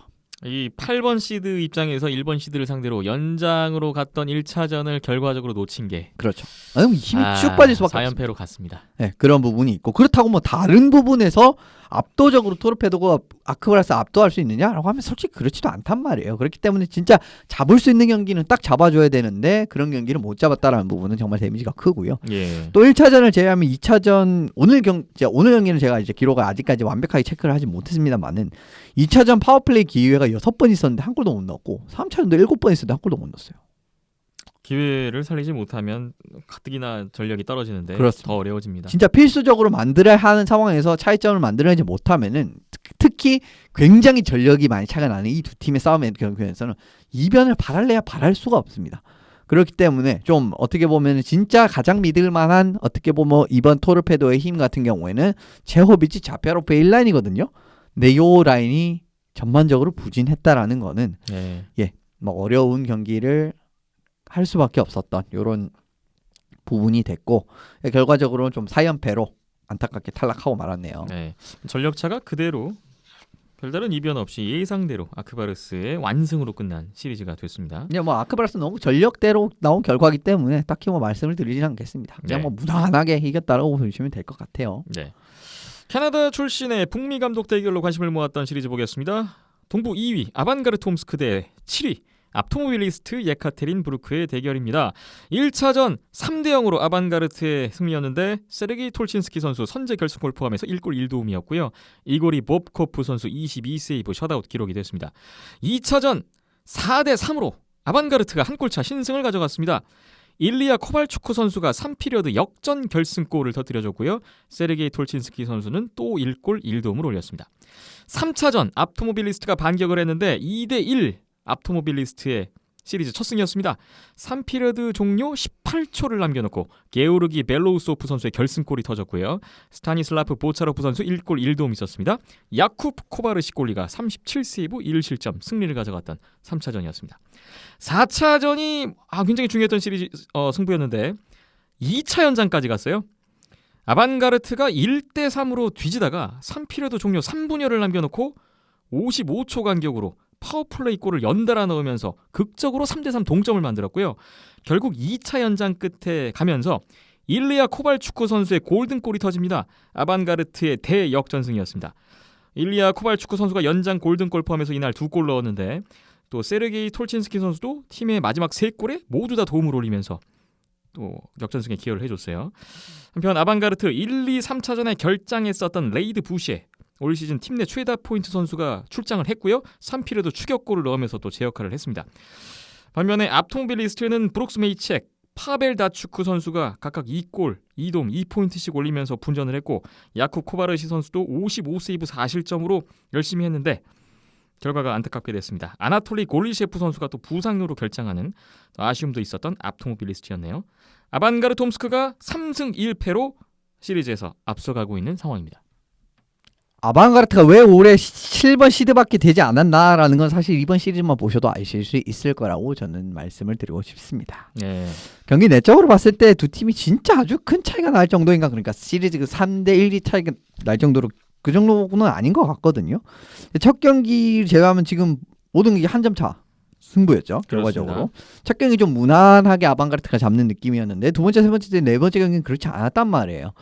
그래서 좀 생각보다 나쁘지는 않은 경기였는데 사실 진짜 승부의 중요한 분수는 4차전이었거든요. 4차전 3대1로 압토모빌리스트가 이겼어야 하는 경기인데 이게 뒤집혔어요. 결과적으로는 그 4대1이 될 수 있었던 찬스가 있었는데 그걸 날렸습니다. 그러면서 이후에 트리핑 페널티 2개 먹고 거기서 그 페널티도 하필이면 트리핑 같이 좀 게으른 페널티가 나와서 그런 부분에서 2골 다닥 먹히면서 동점되고 그 뒤로부터는 그냥 아예 쭉 아방가르트 페이스였습니다. 예. 그 뒤에 2차 연장까지 갔었는데 쭉 아방가르트 그냥 페이스였어. 밀어붙이다가 결과적으로 이제 코발추크가 마무리를 짓는 이런 장면이었거든요. 참 코바르치 선수도 좋은 모습을 보여주는 3차전 같은 경기는 있지만 전반적으로 좀 새는 듯한 실점이 있습니다. 뭔가 막았는데 퍽이 새가지고 리바운드가 된다거나 아니면 그게 들어간다거나 이런 느낌의 실점이 좀 많은데 이번 시리즈도 코바르치가 좀 그런 느낌이 나오고는 있고요. 물론 지금 이 패배를 코바르치 탓으로 돌리기에는 좀 그건 아닌데 그런 이제 실점도 있다는 거죠. 예. 그리고 좀 응당 잡아야 되는 요 경기 못 잡은 거는 진짜 크고요. 골리셰프 선수가 또 부상. 그다음 섹스턴 선수도 부상인 것 같아서 못 나오고 있어요 지금. 예. 그래서 뭐 인터뷰는 하고 있던데 인터뷰션 때. 아무튼 그거는 그 부수적인 거고. 근데 이쪽은 이제 돌아온 부시에 선수가 바로 그냥 중요한 골에 이제 기여를 하는 장면을 보이면서 파워플레이 깔끔하게 또 전개를 하면서 진짜 위험한 상황에서 따라붙으면서 또 이기는 이런 장면이 나왔고 이제 코발추크는 KH에서 이렇기 때문에 영입을 하는 것이다. 오늘인가 어젠가 그 아방가르트의 밥 하틀리 감독이 그런 얘기를 했더라고요. 일리아 코발추크 선수 이번 활약을 보면서 마치 그 15년 전에 NHL에서 뛸 때 코발추크의 22살 때의 모습을 보는 느낌이었다. 뭐 이런 얘기를 했어요. 아마 애틀란타 시절에 감독이었을 겁니다. 하필. 그래서 그런 얘기가 나왔군요. 그래서 아마 그런 건 있는데 그만큼 지금 코발추크 선수가 굉장히 지금 결승골 2골 넣었어요 벌써. 그렇습니다. 대단하고 뭐 톨친스키 선수도 진짜 1라인에서 어마어마한 활약을 보여주고 있습니다. 자, 이제 5차전 이후가 남아 있는데 지금 그 4차전 때 아반가르트의 데니스 제르노프 선수가 경기 도중 그렇죠. 부상으로 나갔어요. 그래서 지금 현재 아반가르트에서 가장 위력적인 라인이 일리아 코발추크, 세르게이 톨친스키, 데니스 제르노프가 그 그렇죠. 센터거든요. 사실상 1라인이죠, 그 라인이. 네. 근데 여기서 만약에 제르노프가 이탈을 할 가능성까지 지금 좀 있어서 좀 봐야 되겠어요, 5차전을. 그래서 이제 그 자리를 뭐 세면노프 선수가 올라온다든지 어쨌든 뭐 아방가르트엔 좋은 센터들이 많기 때문에 뭘 걱정은 안 되지만은 그래도 제르노프 선수가 워낙 좋은 선수거든요. 제가 이제 KHL 할 때마다 말씀을 드리지만 제르노프 선수가 진짜로 그 NHL에 제가 생각했을 땐 제일 가까운 선수라고 생각합니다. 장차 지금. NHL 진출할 가능성이 있는 선수. 지금 경기력 전체로 봤을 때. 음. 근데 그런 선수가 빠진다는 거는 그리고 이 선수가 진짜 네트로 돌진하다가 올티에 부딪히면서 이상한 부상을 너무 많이 당해요. 큰 부상을. 이번에도 큰 부상이면은 진짜 아방가르트가 앞으로 일정도 진짜 쉽지가 않고 올해 동부는 진짜 쉬운 시리즈가 하나도 없거든요. 그런 것까지 생각을 해본다면은 진짜 큰 암초를 만나게 될 가능성도 있는, 물론 이제 뒤에 부상자 업데이트가 나와서 오늘 경기 출장이라든지 다음 경기도 봐야 되겠습니다만은 만약에 장기 부상으로 어느 정도 결장이 확정시 된다라고 하면은 이거는 아방가르트 입장에서는 진짜 큰 악재가 손실이 될 가능성이 큽니다. 좀 봐야 될 것 같습니다. 동부 시리즈 살피고 있는데 세 번째 시리즈 보겠습니다. 동부 3위 메탈로르크 마그니토고르스크 대 6위 카자흐스탄 팀 바리스 누르술탄의 대결입니다. 1차전에 7대4로 메탈로르크가 재역전승을 가져갔었죠. 하지만 2차전에서 연장 끝에 2대1로 바리스가 승리를 가져갔습니다. 네런 디츠 선수가 연장 골든골 포함해서 1골 1도움이 있었고요. 메탈로르크는 유호 올키노라, 그리고 바리스는 요니 오르티오. 1차전과 비교하면 양팀 모두 골리가 바뀐 대결이었습니다. 메탈로르크는 올 시즌 수비수 최다 포인트 선수이자 1차전 2골 1도움의 활약을 했던 예고르 야코블레프 선수가 2차전부터 못 나오고 있어요. 이런 좀 악재가 있었고요. 한편 마리스는 수비수 예스의 블래커 선수가 2차전에서 또 부상 복귀를 했습니다. 3차전 한 골차 승부였는데 2대1 메탈로르크가 가져갔습니다. 메탈로르크 수비수인 아르티옴 젬초노크 선수가 35일 만에 복귀를 해서 동점골에 또 도움을 올려줬고요. 유오 올키나우라 선수 대 요니 오르티오 골리의 대결은 계속됐습니다. 4차전 바리스의 반격이 또 나왔습니다. 4대2 바리스의 승리였는데 계속해서 좀 추격을 해가던 바리스였는데 3피리어드에 5대3 파워플레이를 잡았고요. 여기서 로만 스타르첸코 선수의 역전 결승골이 터졌습니다. 바리스의 공격수인 쿠루티스 발크 선수가 부상에서 또 복귀가 되면서 역전 결승골에 도움을 올려주는 활약이었고요. 한편 메탈로르크는 세르게이 모우자킨 선수가 휴식 차원이라고 하는데 결장했습니다. 승패를 주고받고 있습니다. 양팀 2승 2패 동률로 맞서고 있습니다. 생각보다 메탈루르크가 너무 분위기를 못 잡고 있어요. 1차전을 잡는 걸 보면은 그래도 메탈루르크가 확실히 세구나라는 느낌 받았거든요. 근데 2, 3차전, 4차전 이제 그 흘러간 느낌은 진짜 좋지가 않거든요. 근데 말씀 주신 대로 제가 생각했을 때 야코블레프 선수 부상이 진짜 크다. 생각보다 제일 중요한 굉장히 크다라고 수비수잖아요, 생각을 하고 메탈로르크에서. 공격 전개라는 같은 이런 부분에서 사실은 야코블레프 선수가 풀어지는 부분이 굉장히 많은데 이런 부분에서 나가게 되니까 지금 메탈루르크가 그 다음 3경기에서 골 5골밖에 못 넣었어요. 이런 부분에서 전반적인 이제 득점력에 저조한 부분이 나오게 되는 부분. 이거는 사실은 지금 메탈루르크 수비진이 그렇게 탄탄한 상황도 아니기 때문에 야코블레프 선수가 빠지면 요거를 이제 예를 들면 스카는 누가 빠졌다 이러면은 그냥 막 슥슥슥 들어갑니다. 근데 그렇게까지 여유가 없어요, 메탈루르크는. 그리고 제가 시즌 들어가기 전에도 메탈루르크의 약점은 괜찮은 수비수가 너무 적다라는 부분이었습니다. 근데 그런 부분에서 약점이 너무 크게 지금 드러나게 되고 바리스는 오히려 오르티오 복귀해서 너무 잘하고 있고요. 네, 좀 부상이 있어서 그렇죠. 복귀한 지가 얼마 안 돼서 좀 예. 걱정스러웠던 오르티오 선수가 2차전부터 되게 잘해주고 있습니다. 예, 너무 잘해주고 있고요. 그리고 게다가 뭐 공격 수비 자원들도 외국인 자원들, 뭐 기아 자원들 이런 선수들이 다 복귀를 했단 말이에요. 지금 거의 다 복귀를 했단 말이에요. 그렇기 때문에 복귀해서 또 중요 활약을 해주고 있고요. 예, 게다가 이제 뭐 4차전 같은 경우에는 스타르첸코 이 형님은 정말 그 어떻게 보면 메탈루르크에 모자킨 있으면은 바리스는 스타르첸코가 있다라고 해도 과언이 아니거든요. 물론 예. 두 선수의 클래스는 다르지만은 그러니까 그 상징성이라든지 어떻게 보면 그 팀 대표하는 어떻게 보면 스타 큰형님. 그렇죠. 예. 그냥 이런 부분에선 진짜 대단한데 역전 결승골 이런 부분까지도 어떻게 보면 지금 뭔가 분위기 전환의 계기를 바리스는 어떻게 보면 지금 2대2라도 좀 마련을 한 상황이기 때문에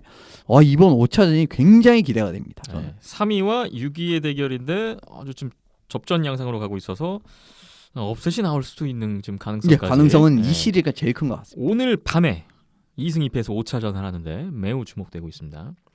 결과를 기다려보겠습니다. 마지막으로 동부 4위 살라바트 율라이프 우파 대 5위 트락토르 첼리아빈스크가 대결하고 있습니다. 1차전에서 3대1 트락토르의 멨체슬라프 오스노비 선수가 결승골 포함 2골 활약이 있었고 3대1 트락토르의 승리였습니다. 2차전부터 좀 양상이 바뀌는데요.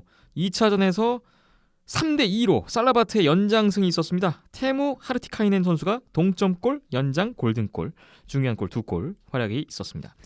3차전에서는 4대0으로 살라바트가 연승으로 가져갔는데 유하 메트솔라 골리가 19세이브 셧아웃 올렸고요. 트락토르는 이반 페도토프 선수가 선발로 나왔다가 7세이브 3실점 31분 40초 만에 강판됐던 경기였습니다.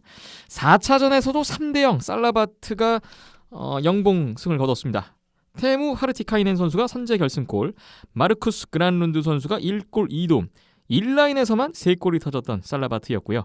유하 메트솔라 선수는 21세이브로 2경기 연속 셧아웃을 기록했습니다. 트락토르는 로만빌 선수가 이번 시리즈 처음으로 선발 출장을 했는데 25세이브 2실점 패배로 끝났네요. 살라바트 율라이프 우파가 1패 후에 3연승, 3승 1패로 시리즈의 리드를 잡고 있는 상황입니다. 예, 뭐 전반적인 흐름 자체는 상대방의 빈틈을 조금 더 잘 파고드는 어떻게 보면 수비적인 컬러를 더 잘 보여주는 팀. 사실 수비적인 컬러를 진짜 완수를 하려면은 요 빈틈을 잘 찔러내는 능력이 필수적이거든요. 예. 근데 그런 모습이 이제 더 잘 나온 쪽이 이겼는데 그게 이제 지금 3대1의 차이를 만들었다고 보시면 됩니다. 1차전 같은 경우에는 트락토르가 그런 역할을 훨씬 더 잘했고 2, 3, 4차전부터는 살라바트가 훨씬 그런 능력이 좋은 모습을 보여줬습니다. 예. 1라인 사기라고 말씀드렸죠, 지난주에. 1라인이 사기다. 사기를 친다라는 부분. 핀란드 출신 3명으로 구성된 살라바트의 1라인 말씀하시는 건데요. 예, 사기를 또 치더라고요. 2차전 연장 결승골 포함해서 2골 넣었고요. 2골을 관여했고요. 3차전 1골 넣었고 4차전 같은 경우에는 3골을 모두 관여하면서 뭐 세 선수가 3골 다 만들었네요. 보니까. 뭐 거의 뭐 경기에 지속적인 변수를 만들어주고 있어요. 하르티카이넨, 그란룬드, 마니넨. 이게 세 문제가 명이요? 뭐냐면은 하르티카이는 진짜 골 넣은 거 보시면은 진짜 쉽게 나왔습니다. 전에도 자, 한번 말씀하셨어요. 맥이 빠져요. 실점을 당하면은 아니 저게 왜 들어가지? 하는데 그게 들어갑니다. 하르티카이네는 그 어떤 자세에서든 뭔가 중장거리 슈팅이라든 네트 앞에서 그냥 주워 먹는 거라든지 아니면은 뭐 스크린을 서가지고 뭔가 쉽게 만드는 거라든지 이런 부분에서 너무도 뭔가 상대방이 맥이 빠질 법한 느낌으로까지도 쉽게 골을 만들면서 그냥 전의를 박살내버립니다. 그게 네. 하르티카이넨입니다. 그래서 정말 요 1라인을 막기가 진짜 어려운 게 시리즈 내내 드러나고 있고 트락토르도 지금까지는 전혀 막지 못하고 있고 트락토르도 보면은 0대 0인데도 지금 마음이 급해요. 파워플레이 같은 걸 전개를 하는 걸 보면은 그러니까 원래 경기력이 전혀 나오지 않고 있기 때문에 참 가티아툴린 감독이 오랜만에 트랙토를 복귀를 한 시즌이 정규리그 좋은 자칫하면은- 성적을 냈고 그렇죠. 잘 올라왔는데 자칫하면 좀 수포로 돌아가기 진짜 일보직적인 상황이라고 보시면 될 것 같습니다. 근데 그때도 말씀드렸지만 1차적으로 좀 탄탄한 골텐더가 필요한데 지금까지 페도토프라든지 빌 선수는 어제 괜찮았지만은 아직까지는 조금은 그 정도까지 그러니까 그 프란초즈급까지는 뭔가 그런 확실한 골텐더까지도 나오고 있지 않고 메트솔라는 좀 부진한 것 같더니 플레이오프 들어가니까 살아나네요. 바로 본인의 그런 기량을 증명을 해내면서 네. 좋은 모습이 나오는 이런 부분도 좀 차이가 있다고 말씀드릴 수가 있겠네요. 트락토로는 5차전에서도 로만 빌 선수가 나올 확률이 좀 높아 보이고요. 높죠. 네. 뭐 진영이 그렇게 나쁘진 않았습니다. 네. 그렇기 때문에 좀 어떻게 보면은 러시아 감독들은 좀 골이 잘 나간다고 하면은 거의 뭐 갑니다. 좀 무너졌다 하면 바로 네. 갑니다. 그런 부분이 있기 때문에 제가 생각해서 오늘 경기도 아무래도 빌 선수가 나올 가능성이 높지 않나라고 생각해요. 1차전 승리 후에 좀 어려워진 트락토르가 반전을 꾀할 수 있을지 살라바트가 그대로 4연승으로 시리즈를 끝낼 것인지 지켜보겠습니다. 동부도 1번 시드는 이미 올라갔고 2번 시드, 4번 시드도 3승 1패 리드를 잡고 있고 3번 시드 메탈루르크만 지금 2승 2패로 좀 어렵게 가고 있는데 여기도 지금 상위 4팀이 다 올라갈 것인지는 좀 봐야 될 것 같아요. KHL 플레이오프 1라운드는 계속되고 있고요. 다음 주에는 이제 2라운드 대진이 나와 있을 텐데 계속해서 저희도 흐름을 따라가 보겠습니다. 비하인드넷 263회 오늘 준비한 소식은 여기까지입니다. 저희 팟빵과 아이튠스 네이버 오디오 클립 열려 있으니까요. 의견 계속 주시고요. 유튜브에 온더스포츠, 네이버 TV 온더스포츠 보이는 라디오로도 함께 하실 수가 있겠습니다. 페이스북과 인스타그램으로도 참여를 기다리고 있으니까요. 좋아요, 구독 많이 눌러주시고 의견 주시고 후원도 주시고 계속해서 기대를 하겠습니다. 263회 오늘은 여기까지입니다. 지금까지 이현섭 기자와 박김천 PD, 저는 김태범이었습니다. 끝까지 함께해 주신 여러분 고맙습니다.